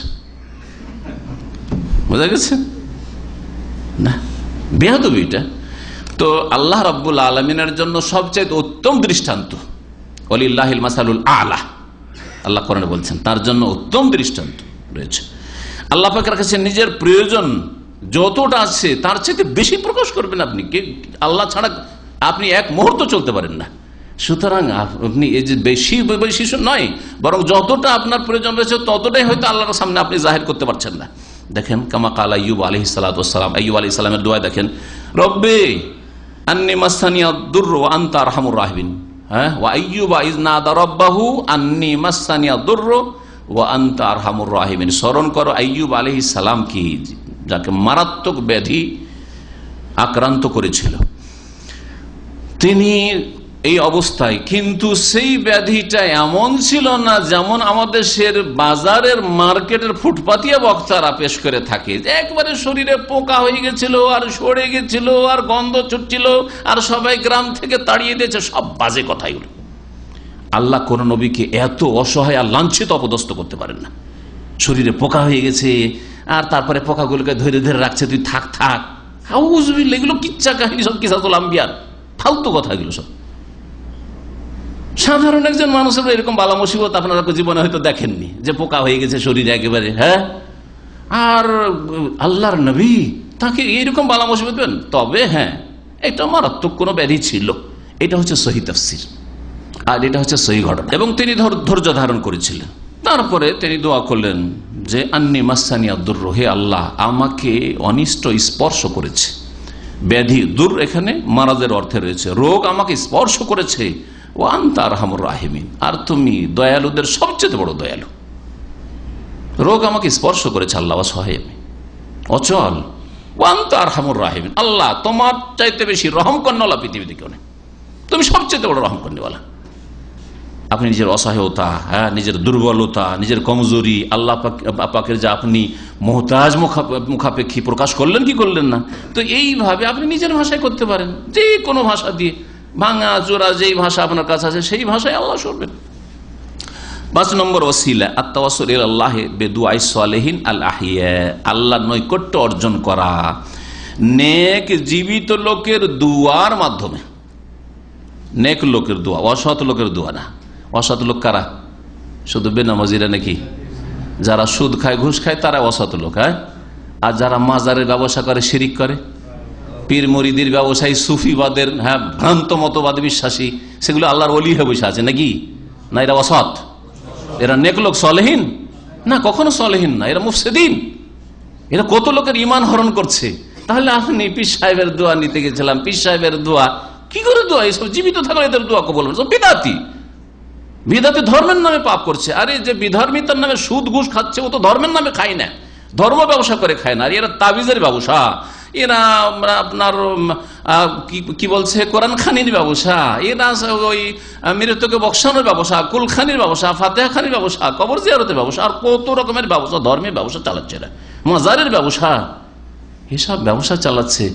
আর এরা সলেহীন আবার হবে? কখনো সলেহীন না। তো সলেহীন নেক লোক, নেক লোক শুরু হবে নেক হওয়া মানুষের সৎ হওয়া তৌহিদ থেকে, তৌহিদ প্রতিষ্ঠাকারী, তৌহিদে কোনো ভেজাল নেই, সুন্নতের অনুসারী, সুন্নতে বিদাতের সংমিশ্রণ নেই।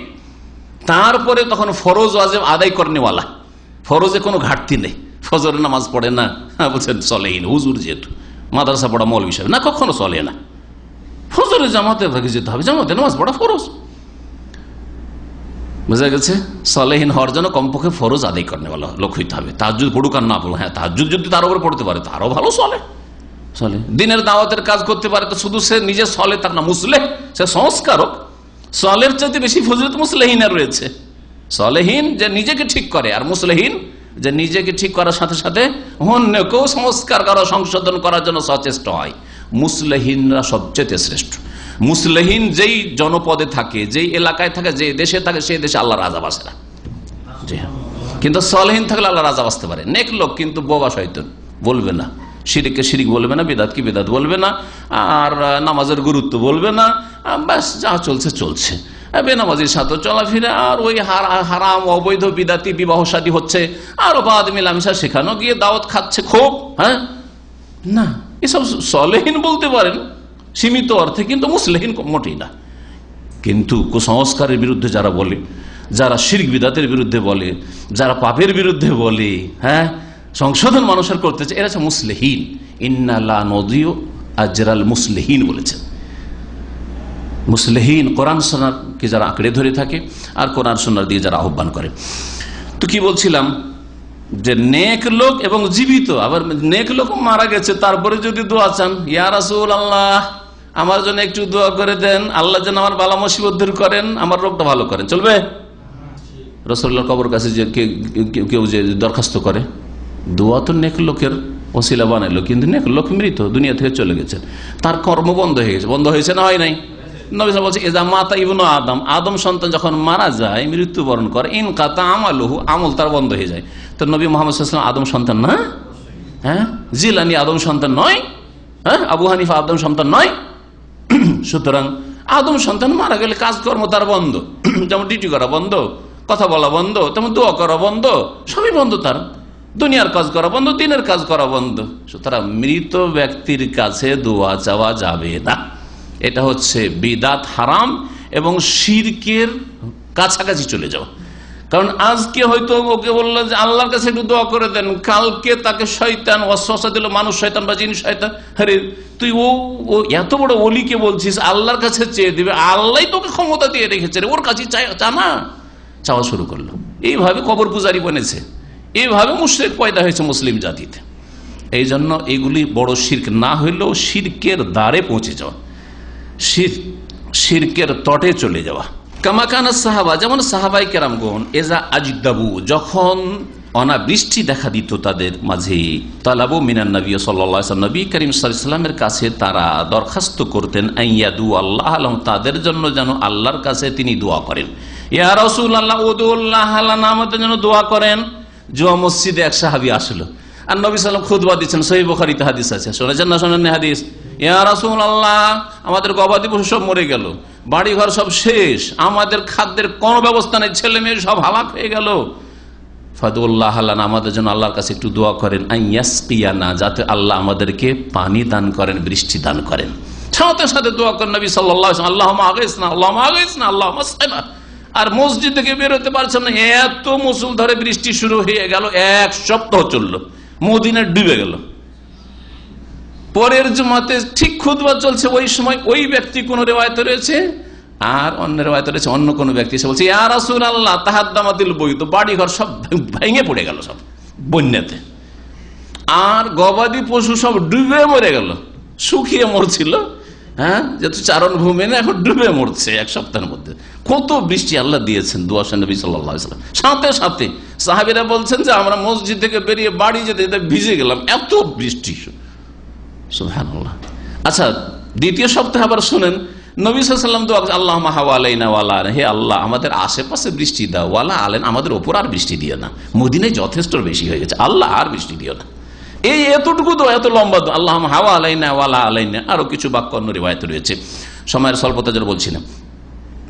বলছেন সাহাবীরা যে আমরা মসজিদ থেকে একবারে মুষলধার বৃষ্টিতে মসজিদে ঢুকেছিলাম, মসজিদ থেকে বের এলাম, ওয়ান্নাহানু নামশি ফিস শামসে, আর রোদ্রে আমরা হাঁটছি, বাড়ি গেলাম রোদ্রে। কত দ্রুত রাসূলুল্লাহ দোয়া কবুল হইত। কিন্তু নবী সাল্লাল্লাহু দুনিয়া থেকে চলে গেছেন, এখন তার কাছে দরখাস্ত করা যাবে যে ইয়া রাসূলুল্লাহ আমাদের জন্য দোয়া করেন? না, জায়েজ নয়।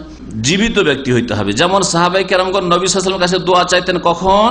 তার জীবদ্দশায়। ওয়ালাম্মা তুফিয়া, যখন নবী সাল্লাল্লাহু আলাইহি ওয়াসাল্লাম ইন্তেকাল করলেন, সারু ইয়াতলুবুনা মিন আম্মিহিল আব্বাস, নবী সাল্লাল্লাহু আলাইহি ওয়াসাল্লামের কাছে আর দোয়া না চেয়ে, তার কবরের কাছে গিয়ে দরখাস্ত না করে ইয়া রাসূল আল্লাহর কাছে একটু দোয়া করে দেন, এই কথা না বলে তার চাচা, যেহেতু আত্মীয়তার সম্পর্ক রাসূলুল্লাহ সাল্লাল্লাহু আলাইহি ওয়াসাল্লামের সাথে, এবং রাসূলুল্লাহ সাল্লাল্লাহু আলাইহি ওয়াসাল্লামের শ্রদ্ধেয় এবং তার চাইতে বয়সপ্রাপ্ত বয়োজ্যেষ্ঠ চাচা, সম্মানিত ব্যক্তি, নবী সাল্লাল্লাহু আলাইহি ওয়াসাল্লাম আত্মীয়তার খাতিরে আব্বাসের কাছে রাদিয়াল্লাহু আনহু দোয়া চাইতেন সাহাবীরা।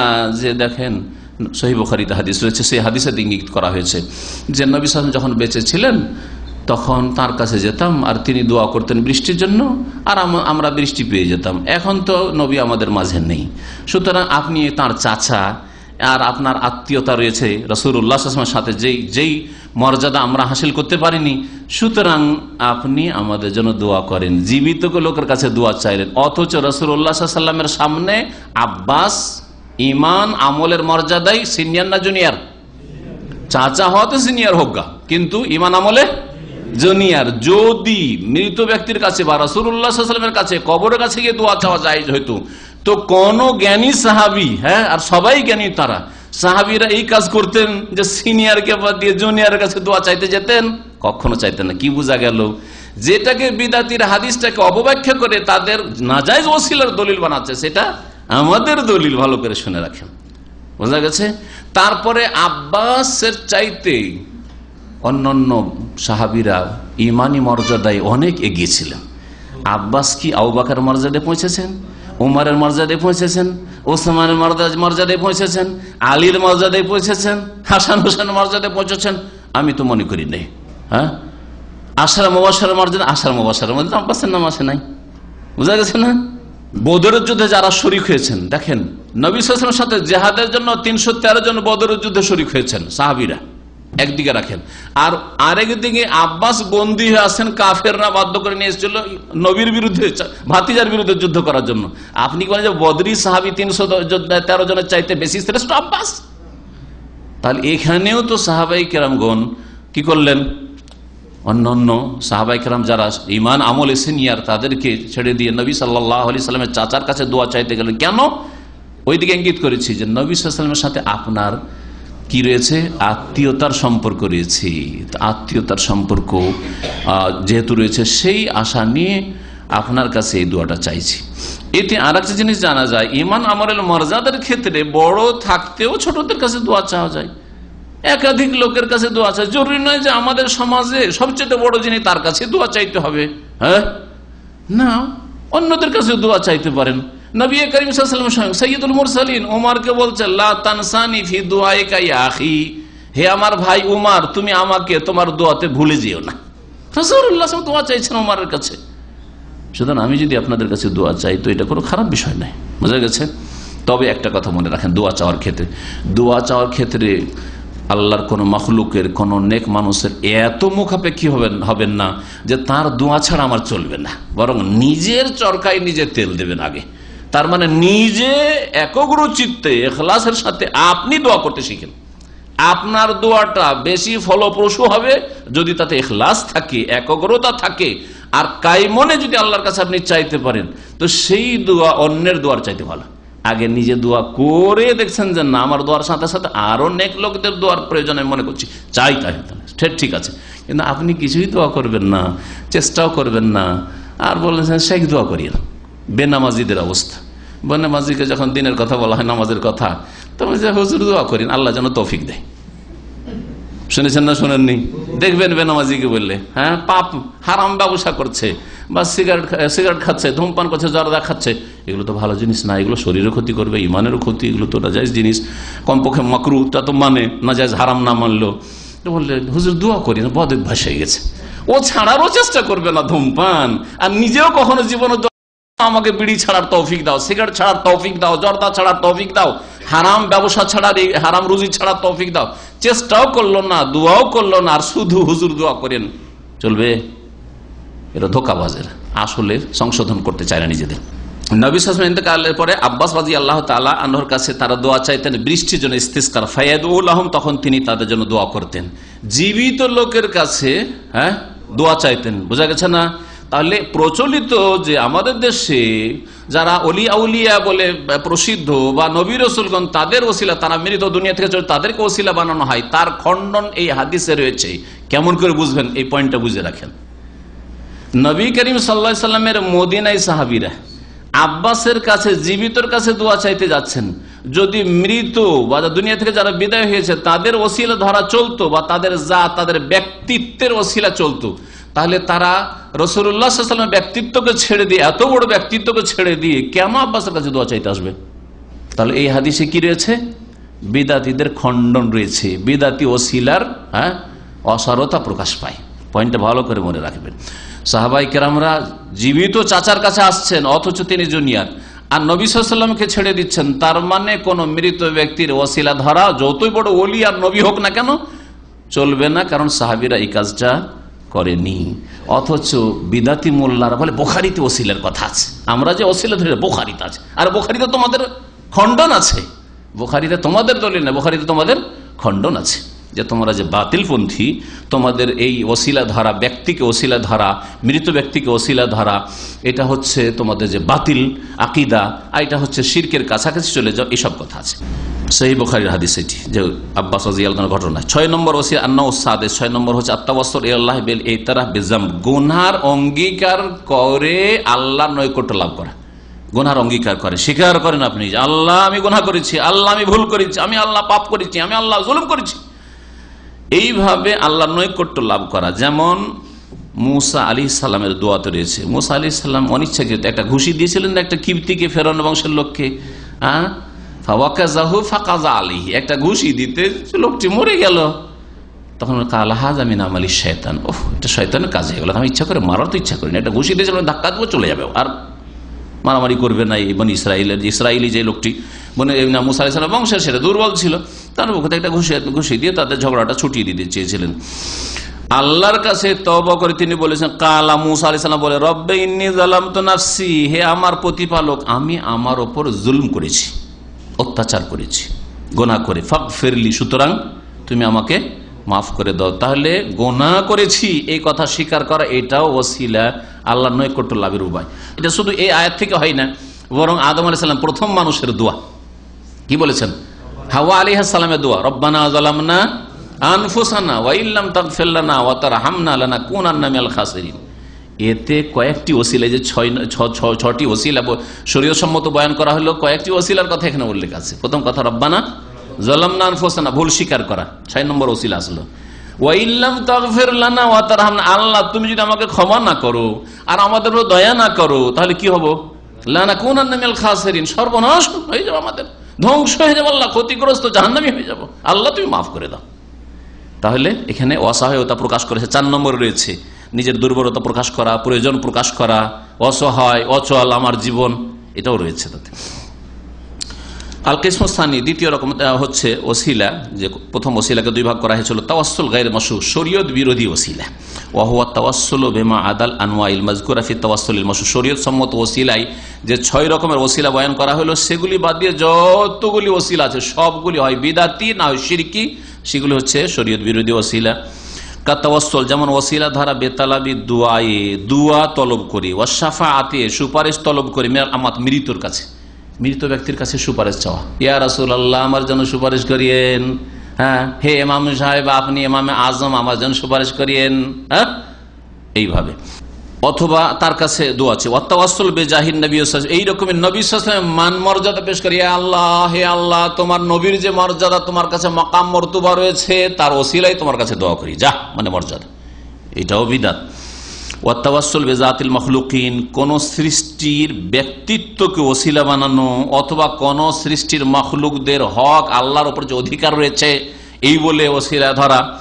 তাফসিলু যালিকা মা ইয়ালি, এর বিস্তারিত আলোচনা নিম্নে আসছে।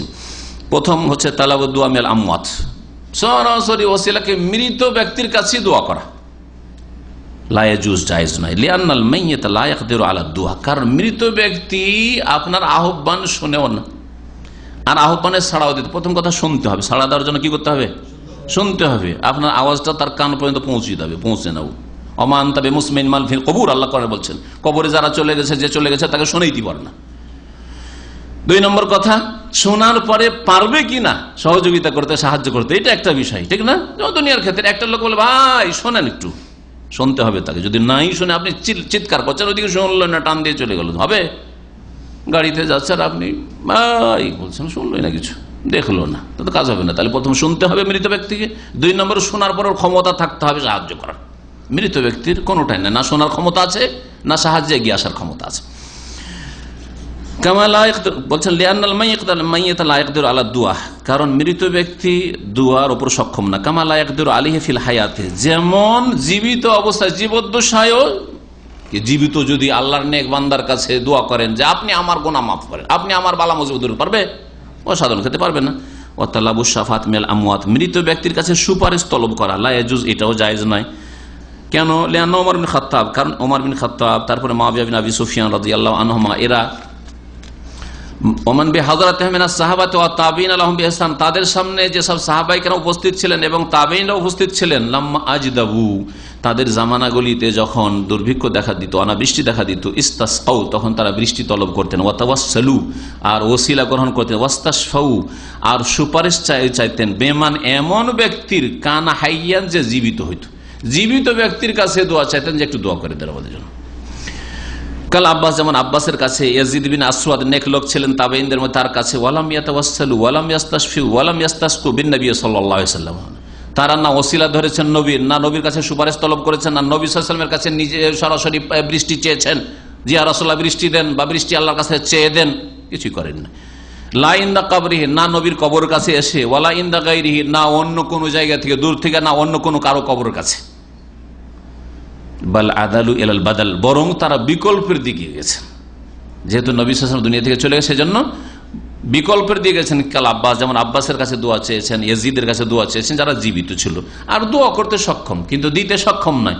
তারা যদি আব্বাসের কাছে চাইতো যে আপনি যেহেতু আল্লাহর ওলি আর নবীর চাচা, আপনি আমাদেরকে বৃষ্টি দেন, তাহলে বড় শিরক করতো। জীবিত ব্যক্তির কাছেও অসাধারণ জিনিস চাওয়া যাবে না। ওয়াকাদ কালা ওমর, ওমর বলেছেন এইভাবে, আল্লাহুম্মা, হে আল্লাহ, ইন্না কুনা নাতাওয়াসসালু ইলাইকা বিনাবিয়িনা ফাতাসকিয়ানা, হে আল্লাহ, আপনার নৈকট্য অর্জন করতাম আমরা আপনার নবীর মাধ্যমে, মানে আপনার নবীর কাছে দোয়া চেয়ে। এখানে বেনবিয়ানা মানে বেদাওয়াতে নবিয়ানা, আমাদের নবীর কাছে গিয়ে বলতাম যে ইয়া রাসূলুল্লাহ দোয়া করে দেন, ফাতাসকিয়ানা, তখন আল্লাহ তুমি আমাদেরকে বৃষ্টি দান করতে। এখন নবী আমাদের মাঝে নেই, সুতরাং ওয়া ইন্না নাতাওয়াসসালু বিআম্মি নবিয়ানা, আমরা নবীর চাচাকে এখানে ওসিলা বানাচ্ছি, তাকে দোয়া করতে বলছি। ফাসকিনা, আমাদেরকে পানি পান করান, বৃষ্টি দেন। ফাজআলু হাযা বাদালান মিন যালিক, নবীর কাছে দোয়া না চেয়ে, নবীর কবরের কাছে দোয়া না চেয়ে তার বিকল্প হিসাবে আব্বাসের কাছে চেয়েছেন। লাম্মা তাআজ্জারা আন ইয়াতাওয়াসসালু বিহি আলাল ওয়াজহিল মাশরু আল্লাযী কানু ইয়াফআলুনাহু, নবী সাল্লাল্লাহু আলাইহি জীবদ্দশায় যে কাজটা করতেন শরীয়ত সম্মত, সেটা যেহেতু এই ওসিলা ধরা যখন অসম্ভব হয়ে পড়ল, নবী দুনিয়া থেকে চলে গেছেন, এটা অসম্ভব, এজন্য আব্বাস রাদিয়াল্লাহু তাআলার কাছে গেছেন। ওয়াকাদ কানা মিনাল মুমকিন আন ইয়াতু ইলা কবরিহি, তাদের জন্য সম্ভব ছিল, এমন নয় যে বাংলাদেশে আছে আর ভারতে আছে, আসতে পারবে না, অনেক দূরে আছে, মদিনায় তারা বসবাস করে, নবীর কবর কাছে তাদের আসা সম্ভব ছিল। ফায়াতাওয়াসসালু বিহি, নবীর কবর কাছে এসে ওসিলা ধরতেন। ইয়ানি লাউ কানা জায়েজান, যদি জায়েজ হইতো তাহলে শরীয়তে। ফাতারকুহুম লিযালিকা দালিলুন আলা আদামে জাওয়াজি তাওয়াসসুল বিল আমওয়াত, নবী সাল্লাল্লাহু আলাইহি ওয়াসাল্লামের কবরের কাছে এসে নবীকে বলতে পারবেন যে আল্লাহর কাছে দোয়া করে দেন, অথবা নবীর কাছে চাইতে পারবেন, নবীর মর্যাদা আল্লাহর সামনে পেশ করে চাইতে পারবেন, কিছুই করেননি। তাহলে বোঝা গেল কি, তাদের এটা ছেড়ে দেওয়া দলিল প্রমাণ যে মৃত ব্যক্তির ওসিলা ধরা জায়েজ নয়। লালে তালাবির দোয়া, না তার কাছে দোয়া তলব করার জন্য, না শাফাত সুপারিশ তলব করার জন্য তাদের থেকে। ওহুম আমওয়াত, যখন তারা মৃত। ফালাউ কানা তালাবুদ দোয়া মিনহু ওয়াল ইসতিশফা বিহি হাইয়ান ওয়া মাইয়াতান সাওয়া, জীবিত অবস্থায় কারো কাছে সুপারিশ তলব করা আর কারো কাছে দোয়া তলব করা আর মৃত ব্যক্তির কাছে যদি সমান হইতো, অর্থাৎ আব্বাসের কাছে দোয়া চাওয়া আর নবী সাল্লাল্লাহু আলাইহি ওয়াসাল্লামের ইন্তেকাল বা নবীর কাছে দোয়া চাওয়া, যে ইয়া রাসূলুল্লাহ দোয়া করে দেন, হে আব্বাস আপনি রসুলের চাচা দোয়া করেন, দুটো যদি সমান হইতো তাহলে আব্বাসের কাছে কেন যাবে? যাবে না। লাম ইয়াদুলু আনহু ইলা গায়রি, তাই নবীকে ছেড়ে দিয়ে অন্যের কাছে যেতেন না। হ্যাঁ, অথচ মিম্মান হুয়া দুনহু, তারা জুনিয়র, আব্বাস জুনিয়র রাসূলুল্লাহ সাল্লাল্লাহু আলাইহি ওয়াসাল্লামের। 2 নম্বর ওয়াতাওয়াসসুল বিজাহিন নবী সাল্লাল্লাহু আলাইহি ওয়াসাল্লাম, 2 নম্বর বিদাতি ওসিলা হচ্ছে নবী সাল্লাল্লাহু আলাইহি ওয়াসাল্লামের মর্যাদার কথা বলে, মাকামের কথা বলে, অথবা অন্য কোন ওলি আউলিয়া নেক লোকের যে আল্লাহর কাছে মর্যাদা রয়েছে, হে আল্লাহ তোমার কাছে যে বড় পীরের মর্যাদা রয়েছে এবং আবু হানিফা, শাফি, মালিক, আহমদের যে মর্যাদা রয়েছে তাদের ওসিলায়, এটাও লা ইয়াজুজ, শেখ সালেহ ফাজল বলছে জায়েজ নয়। ওয়াল হাদিসুল্লাযী ফি, এই মর্মে যে হাদিসগুলি দুই একটি বর্ণনা করা হয় সবগুলি যঈফ, জাল, একটিও সহিহ নয়। কি আছে? যখন তোমরা আল্লাহর কাছে চাইবে, ফাসআলুল্লাহ বিজাহি, তখন আমার মর্যাদাকে সামনে রেখে আমার মর্যাদার ওসিলায় তোমরা চাইও।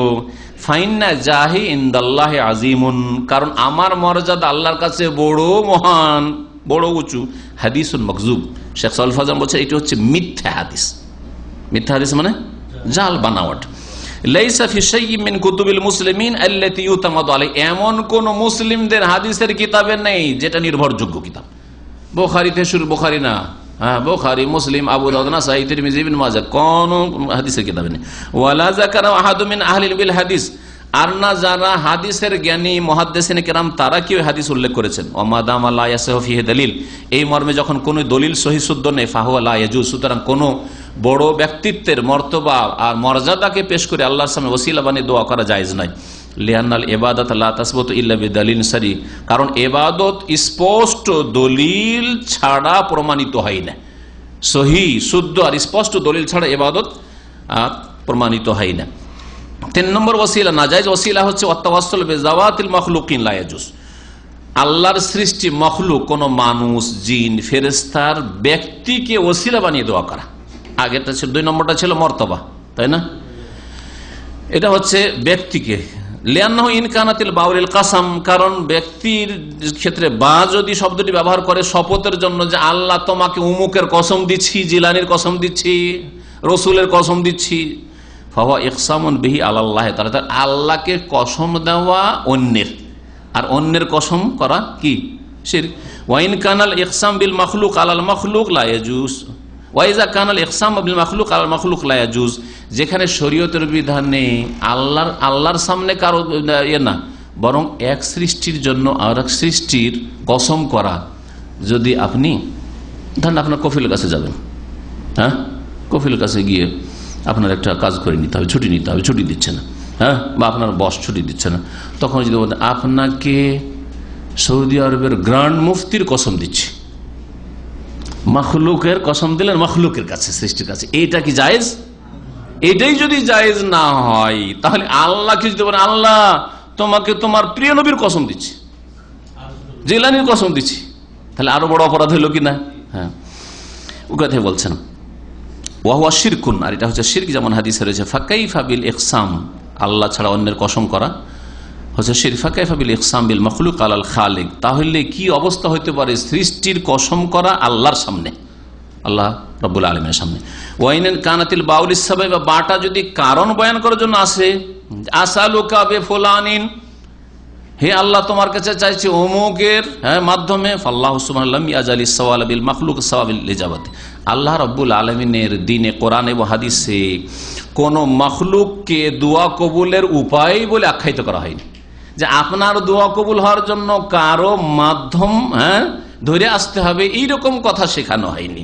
ওয়ালাম ইয়াশরাহু লিইবাদি, তার বান্দার জন্য এইরকম কোন শরীয়তের বিধান দান করেনি। 4 নম্বর নাজায়েজ ওসিলা হচ্ছে ওয়াতাওয়াসসুল বিহাক্কিল মাখলুকিন,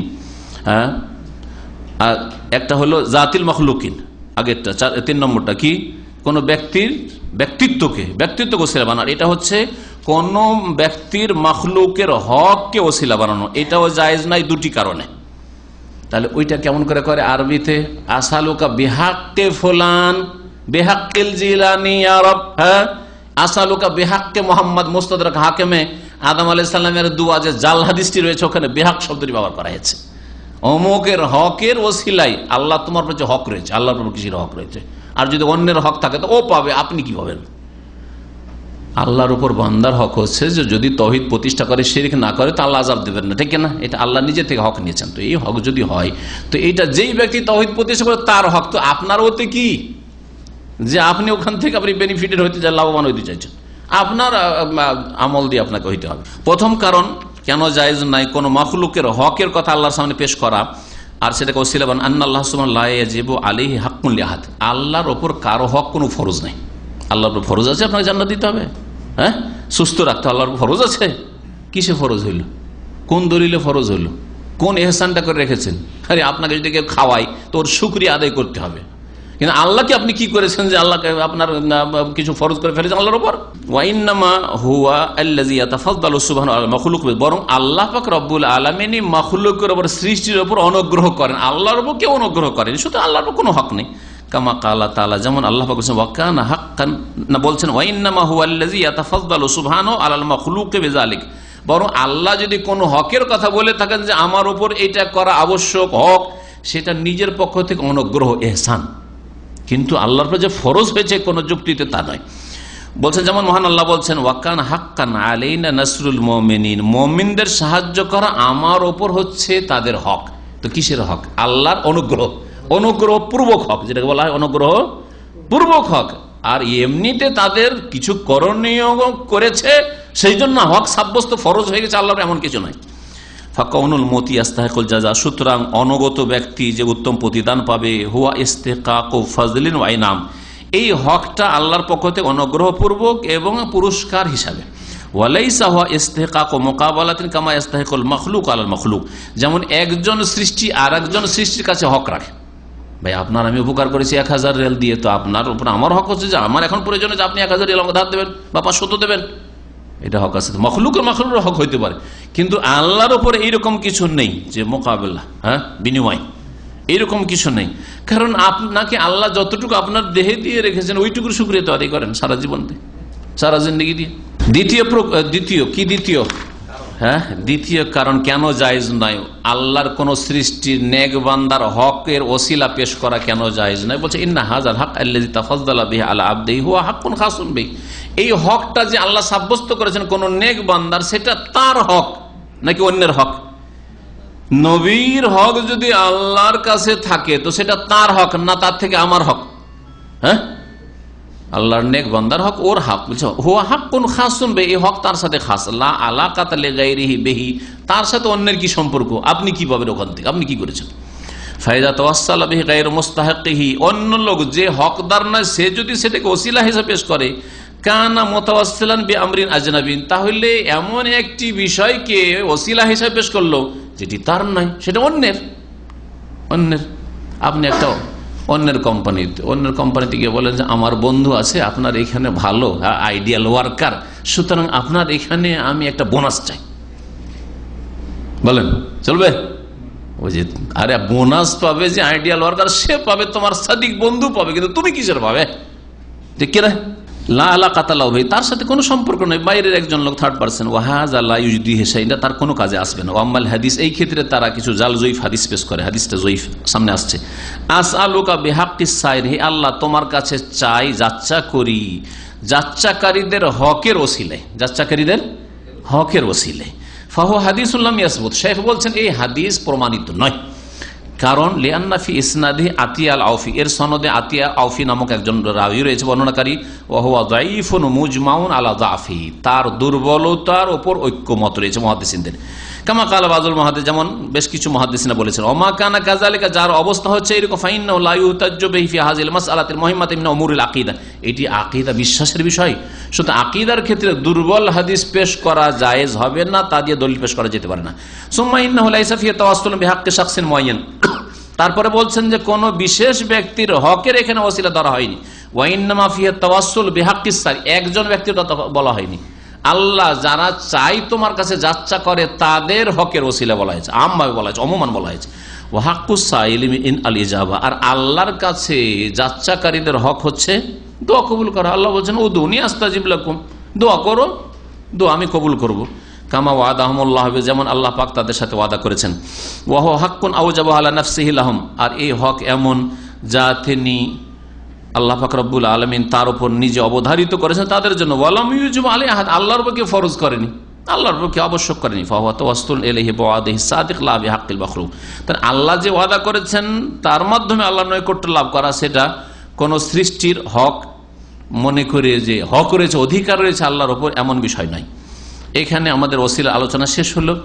এখন দুটি ছোট ছোট বিষয় রয়েছে। একটা হচ্ছে বিপদে পড়লে উদ্ধার কামনা একমাত্র আল্লাহর কাছে করতে হবে, তাওহীদ। আল্লাহ ছাড়া অন্যের কাছে অসাধারণ বিষয়ে অথবা অনুপস্থিত, সাধারণই বিষয় কিন্তু অনুপস্থিতের কাছে কেউ যদি ফরিয়াদ করে, যেমন একটা বোঝা আপনি উঠাইতে পারছেন না একা, কিন্তু সামনে যদি একটা লোক থাকতো তাহলে সে আপনাকে সহযোগিতা করলে উঠিয়ে দিতে পারতো। সামনে একটা লোককে পেয়েছেন, ভাই এই বোঝাটা উঠিয়ে দেন তো, একটু সাহায্য করেন তো, ভাই মুসিবতে পড়েছি, ভাই বোঝাটা মাথায় উঠাইতে পারছি না, একটু উঠিয়ে দেন তো।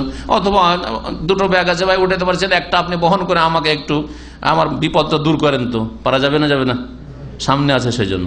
কিন্তু যদি বলে বাংলাদেশের বাপ আছে, আর বাপ মাশাআল্লাহ এখন স্ট্রং আছে, বলছে আব্বা গো বালা মুসিবতে পড়েছি, কফিল এত ভারী কাজ দিয়েছে করতে পারছি না, আল্লাহ তো কফিল এত বড় কাজ দিয়েছে, ভারী কাজ করতে পারছি না, আব্বা গো, আব্বা আপনি একটু উপকার, আপনি হেল্প করেন, আপনি এই বোঝাটা আমার একটু উঠিয়ে দেন।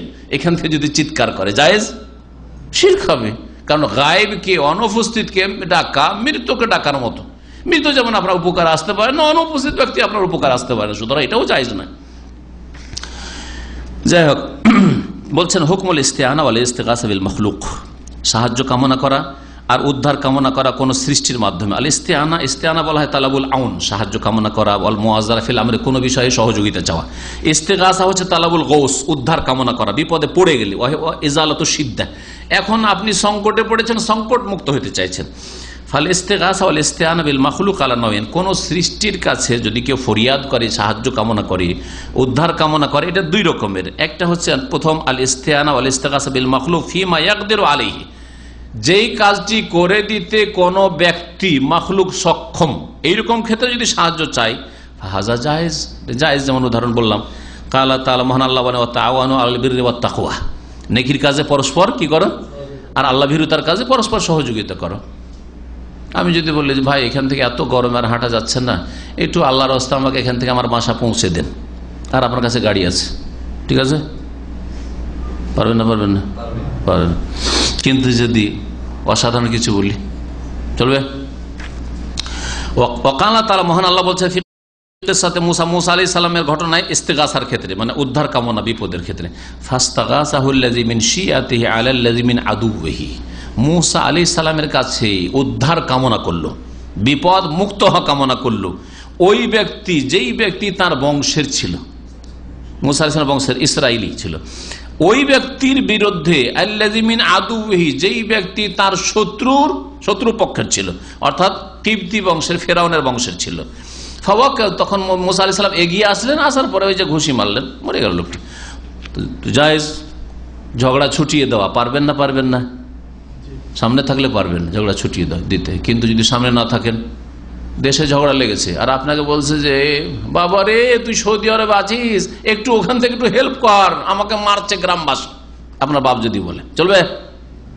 যদি আমার কাছে চাই, সাধারণ লোকের কাছে না, একটু ভালো মানুষের কাছে ধরে নেন, বড় বড় যারা নেক লোকেরা, কাবা শরীফের ইমাম সাহেবের কাছে দাম দিয়ে যদি বলেন, হ্যাঁ, সৌদাই সাহেবের কাছে, হ্যাঁ, যে আপনি তো বড় আলেম মাশাআল্লাহ, আর মসজিদে হারামের ইমাম, হারমাইনি শরীফের ইমাম মাশাআল্লাহ, হুযাইফি 2 হারামের ইমাম, মসজিদ মক্কা তো নামাজ পড়ান, মদিনাও নামাজ পড়ান, তার কাছে যদি আপনি বলেন যে একটু বালা মুসিবত, আমাকে এখানে এক ইসলামের দুশমন আমাকে ধরেছে আর জুলুম অত্যাচার করছে, একটু আমাকে উদ্ধার করেন, এখান থেকে চিৎকার করেন, তো শিরক হবে না? হবে না? অসাধারণ, যেটা আল্লাহর কাজ সেটা আপনি চাইলেন। দ্বিতীয় প্রকার, কামা ইস্তাগিসুর রাজুলু বিআসহাবি ফিল হারবে, যেমন কোন ব্যক্তি তার সাথী সঙ্গীর কাছে উদ্ধার কামনা করে যুদ্ধে, রণক্ষেত্রে, অথবা অন্য কোনো বালা মুসিবতের সময়, মিম্মা ইয়াকদিরু আলাইহিল মাখলুক, যেটা কোনো ব্যক্তি করতে সক্ষম, এটা তো জায়েজ। দ্বিতীয় প্রকারে যেটা না জায়েজ, সাহায্য কামনা করা বা ফরিয়াদ কামনা করা সৃষ্টির কাছে, ফিমা, এমন বিষয়গুলিতে, লা ইয়াকদিরু আলাইহি ইল্লাল্লাহ, যেটা করতে আল্লাহ ছাড়া কেউ সক্ষম নয়। সেটা হচ্ছে দুটি অবস্থা: অনুপস্থিত, দূর থেকে আওয়াজ পৌঁছাতে পারবে না সাধারণত, অথবা এমন বিশাল কিছু যেটা সাধারণ মানুষ করতে পারে না, যেমন আমার রোগ ভালো করে দাও, ডাক্তারকে গিয়ে যদি বলেন আমার একটু গুরুত্ব দিয়ে চিকিৎসাটা করেন, চলবে না? চলবে না? চলবে। কিন্তু যদি ডাক্তার আপনি কত লোকে ভালো করছেন, আমাকে ভালো করতে হবে আপনাকে, তাহলে কি হবে? ক্ষমতা আছে তার ভালো করার? না, ক্ষমতা নেই, শিরক হয়ে যাবে। কাল ইস্তেগাসা বলছেন যে যেমন ফরিয়াদ করা, ওয়াল ইস্তা, সাহায্য চাওয়া, বিল আমওয়াত, মৃতর কাছে, ওয়াল ইস্তেগাসা বিল আহিয়া ওয়াল ইস্তিআনা বিহিম ফিমা লা ইয়াকদিরু আলাইহি, অথবা জীবিত লোকের কাছে ফরিয়াদ করা, সাহায্য চাওয়া, কিন্তু এমন ক্ষেত্রে যে ক্ষেত্রে আল্লাহ ছাড়া কোনো ব্যক্তি সক্ষম নয়। মিন শিফাইল মারজা, রোগীকে আরোগ্য দান করা, ওয়া তাফরিজিল কুরবাত, বালা মুসিবত দূর করা, ওয়া দাফি দুর, অনিষ্ট দূরীভূত করা, ফাহাযা নাও গায়রু জায়েজ, এটা জায়েজ নয় আল্লাহ ছাড়া অন্যের কাছে, কারণ এটা হচ্ছে শিরকুন আকবার, বড় শিরক। মৃত ব্যক্তির কাছে যদি বলেন, কবরের কাছে গিয়ে, হ্যাঁ যে ইয়া রাসূলুল্লাহ একটা সুচ দেন, বেশি লাগবে না, ছোট কিছু আরো কিছু লাগবে, একটা টিস্যু লাগবে, সর্দি লেগেছে, অ্যালার্জি শুরু হয়েছে, বলছে ইয়া রাসূলুল্লাহ মসজিদে নববীতে কোথাও টিস্যু খুঁজে পাচ্ছি না, একটা টিস্যু দেন শুধু, যদি চান। চলবে? মৃত ব্যক্তির কাছে চলবে না। তাহলে সাধারণ সামান্য জিনিসও চাওয়া চলবে না, কিন্তু জীবিতদের কাছে, হ্যাঁ মুসলিমের কাছেও যদি একটা টিস্যু দেন, চলবে না? চলবে না? জীবিত তো বলছেন ফাহাজান, এটা হচ্ছে নাজায়েজ, এটা হচ্ছে বড় শিরক। ওয়াকাদ কানা ফি জামানিন নবী মুনাফিকুন, নবী সাল্লাল্লাহু আলাইহি ওয়াসাল্লামের জামানায় এক মুনাফিক ছিল, মুসলিমদেরকে কষ্ট দিত। ফাকালা বাযুহুম, কিছু লোকেরা বলল, কুমুবে না, চলো আমরা সকলে যাই, নাস্তাগীসু বিরাসূলিল্লাহ সাল্লাল্লাহু আলাইহি ওয়াসাল্লাম, রাসূলুল্লাহ সাল্লাল্লাহু আলাইহি ওয়াসাল্লামের কাছে ফরিয়াদ করি, এত কষ্ট দিচ্ছে মুনাফিক, আল্লাহ রাসূলের কাছে কি চাই? সাহায্য কামনা করি, উদ্ধার কামনা করি, মিন হাযাল মুনাফিক, এই মুনাফিকের অনিষ্ট থেকে। ফাকালা নবী সাল্লাল্লাহু আলাইহি ওয়াসাল্লাম যখন শুনতে পেলেন এই কথা, বললেন ইন্নাহু লা ইউস্তাগাসু বি, আমার কাছে বিপদ মুক্ততা কামনা করা যায় না, আমার কাছে বালা মুসিবত থেকে মুক্ত হওয়া কামনা করা যায় না। ওয়া ইন্নামা ইউস্তাগাসু বিল্লাহ, একমাত্র আল্লাহর কাছে ফরিয়াদ করা চলে, বিপদ থেকে মুক্ত হওয়া কামনা করা চলে। অথচ মুনাফিককে জব্দ করতে রাসূলুল্লাহ সক্ষম, তারপরেও তৌহিদের হেফাজতের জন্য নবী সাল্লাল্লাহু আলাইহি ওয়াসাল্লাম এই ভাষাটা আপত্তিকর মনে করলেন, নিষেধ করলেন, এরকম কাজ করিও না। মুনাফিক জব্দ করতে পারতেন না? আরে দণ্ডবিধান কায়েম করে একটু জব্দ করে মুখ বন্ধ করে দিতে পারে, খবরদার তুমি এক মুখ খুলবে না, মদিনায় বাস করতে পারতেন না? পারতেন না? এই ক্ষেত্রেই যদি ইস্তেগাসা নবী সাল্লাল্লাহু আলাইহি ওয়াসাল্লাম পছন্দ না করে থাকেন, তো যে ক্ষেত্রে পারে না সাধারণত, সেই ক্ষেত্রে কেউ যদি কবর কাছে গিয়ে ছেলে চাইছে, রোগের আরোগ্য চাইছে, তো বড় শিরক।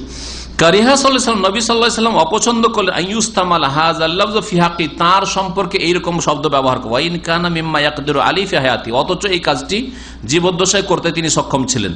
কেন? হেমায়াত লে জানাবি তৌহিদ, তৌহিদের হেফাজতের জন্য, ওয়াসাদ্দান লে যারাইকে শিরক, আর শিরকের পদগুলিকে বন্ধ করার জন্য, ওয়া আদাবান, আর আল্লাহর সামনে আদব প্রকাশের জন্য, ওয়া তাওয়াজুআন লিরাব্বিহি, আর রবের সামনে নমনীয়তা বিনয় প্রকাশের জন্য, ও তাহযীরান লিল উম্মতি, আর উম্মতকে সতর্ক করার জন্য, মিন ওয়াসাইলি শিরকে, শিরকের যেগুলি উপায় উপকরণ রয়েছে সেগুলি থেকে, কথার ক্ষেত্রে, কাজের ক্ষেত্রে। এই সাহাবীরা এমন কোন হারাম নাজায়েজ কথা বলেনি। চলেন রাসূলুল্লাহ সাল্লাল্লাহু আলাইহি ওয়াসাল্লামের কাছে ফরিয়াদ করি, সাহায্য কামনা করি, যাতে করে আমাদেরকে এই মুনাফিকের অনিষ্ট থেকে রক্ষা করতে পারেন। কিন্তু কথাতে একটু বেয়াদবির ভাব রয়েছে আল্লাহর সামনে, সেজন্য নবী সাল্লাল্লাহু আলাইহি ওয়াসাল্লাম পছন্দ করেন না। না হলে নবী সাল্লাল্লাহু আলাইহি ওয়াসাল্লাম এই কাজটি করতে অক্ষম ছিলেন না জীবদ্দশায়। ফাইজা কানা হাযা ফিমা ইয়াকদিরু আলাইহি নবী ফি হায়াতি, যখন এইটুকু নিষেধ করেছেন রাসূলুল্লাহ সাল্লাল্লাহু আলাইহি ওয়াসাল্লাম তার জীবদ্দশায়, এমন বিষয় যেটা করতে সক্ষম তিনি, কাইফা ইউস্তাগাসু বিহি বাদা মামাতিহি, তার নবীর ইন্তেকালের পরে কেউ যদি নবীর কাছে গিয়ে দরখাস্ত করে, ইয়া রাসূলুল্লাহ, আমার মেয়েটা সাবালিকা হয়েছে, ভালো একটা জামাইয়ের ব্যবস্থা করে দাও, এসব করে? জি, হ্যাঁ, ইয়া রাসূলুল্লাহ, আপনার মেহমান হয়েছি, ফাজাইল আমল আছে, ইয়া রাসূলুল্লাহ, আপনার মেহমান হয়েছি, সুতরাং ক্ষুধার্ত খুব আছে, আপনি কি খাওয়াবেন না খাওয়াবেন, কি করবেন, এখন আপনি চিন্তা করেন। রাসূলুল্লাহ পেরেশান হয়ে গেলেন কবর থেকে, আর সাথে সাথে ঘুম চলে আসলো মুরব্বী গিয়া, যে মনে ঘুম আসলো, এই লম্বা রুটি, আফগানি রুটি নিয়ে হাজির, রুটি নিয়ে হাজির। ফাজাইল আমলে তাবলীগ জামাতের আছে। জি হ্যাঁ, এরা বলে যে আমরাই হচ্ছে হক, কেমন হক তাই বুঝেন, আহলে হক মিডিয়া কেমন হয় তাই বুঝেন। তারপরে রুটি নিয়ে স্বপ্নে তো খেতে শুরু করলো, স্বপ্নে মেলা কিছু খেতে পারেন, স্বপ্নে বিবি বসে বসে খাওয়াচ্ছে বাড়িতে, দেখতে পারেন আপনি, ঠিক না? কিন্তু স্বপ্নের খাবার সব না, জাগ্রত হয়ে থাকবে। কিন্তু এর দেখেন কেরামতি, দেখেন, হ্যাঁ, আর দেখেন কি ক্ষমতা নবীর। নবী সাল্লাল্লাহু আলাইহি ওয়াসাল্লাম রুটি দিলেন, আর খেতে খেতে অর্ধেক রুটি খাওয়া হয়েছে, আর ঘুম ভেঙে গেল। উর্দু ভাষায় বলছি, যেহেতু উর্দুতে ইলিয়াস জাকারিয়া সাহেব উর্দুতে কিতাবটা ফাজাইল লিখেছে, আর আধে রুটি মেরে হাত মে থি, অর্ধেক রুটি আমার হাতেই ধরা আছে, জাগা অবস্থায় অর্ধেক রুটি খেলাম। এই কিসসা যদি পড়ে শোনান, আপনি মসজিদে মসজিদে তালিম দেন, আর ঘরে ঘরে তালিম দেন, চিল্লা দিয়ে বেড়ান, তো জাতি শিরিক ছাড়া তাওহীদ কি করে শিখবে? তাহলে তো এই কথাই শিখবে যে হজে যাচ্ছে, জীবনে একবার ভাগ্যে জুটেছে হজ, নবীর কাছে গিয়ে দিল খুলে চাইবো। নবী যদি রুটি খাওয়াইতে পারেন স্বপ্নে, তো আমার মনের কামনা বাসনা পূরণ করতে পারবেন না? অবশ্যই পারবেন। গুমরাহ হবে না? হবে না। দেখলো গুমরাহি না, শুধু দাড়ি রাখিয়ে দেওয়া যথেষ্ট, যে কিছু চিল্লা গিয়ে দাড়ি রেখে চলে আসলো, আর নামাজটা একটু ধরিয়ে দিয়ে চলে আসলো, হ্যাঁ, আর কথাবার্তা একটু তার সংযত হয়ে গেল, এইটুকু যথেষ্ট। যদি শেকড়ে যদি কড়া পোকা বসে থাকে, আর শেকড় কেটে দিচ্ছে ইসলামের বড় শিরক দিয়ে, তাহলে এসব করে লাভ নাই। এইসব হচ্ছে লতা পাতা, গাছের লতা পাতা, আর্টিফিশিয়াল গাছে কোনো ফায়দা নেই যদি শিকড়বিহীন গাছ হয়। তাহলে বলছিলাম যে নবী সাল্লাল্লাহু কাইফা ইউস্তাগাসু বিহি বাদা মামাতিহি, শেখ বলছেন সালেহুল ফাওজান হাফিজাহুল্লাহ, তাহলে তার ইন্তেকালের পরে তার কাছে কি করে উদ্ধার কামনা করবে, অথচ জীবদ্দশায় মানা করছেন। এমন কিছু নবীর কাছে চাওয়া হয় যেগুলির ওপর আল্লাহ ছাড়া কেউ সক্ষম না। যদি নবীর কাছে এগুলি চাওয়া জায়েজ না হয় তার ইন্তেকালের পরে, তাহলে জিলানির কাছে কি করে হইতে পারে, চিশতির কাছে কি করে হইতে পারে, আর কোন ব্যক্তির কাছে, শাহজালালের কাছে কি করে হইতে পারে জায়েজ, আর আটরশি আর অন্য কবর মাজারে এসব গিয়ে কি করে জায়েজ হইতে পারে। আল্লাহ পাক রব্বুল আলামিন তাওহীদ বুঝার তৌফিক দান করেন, আর তা সাদরে গ্রহণ করার তৌফিক দান করেন। শিরক থেকে বেঁচে থাকার আল্লাহ পাক যেন তৌফিক দান করেন, বিদআত গুমরাহি থেকে বেঁচে থাকার তৌফিক দান করেন। আল্লাহ পাক আমাদের সকলকে জান্নাতের পথে যেন রাখেন, জান্নাতুল ফিরদাউস দান করেন। রব্বানা লা তুযিগ কুলুবানা বা'দা ইয হাদাইতানা ওয়া হাব লানা মিন লাদুনকা রাহমাতান ইন্নাকা আনতাল ওয়াহ্হাব। সুবহান রাব্বিকা রাব্বিল ইজ্জাতি আম্মা ইয়াসিফুন ওয়া সালামুন আলাল মুরসালিন ওয়াল হামদুলিল্লাহি রাব্বিল আলামিন।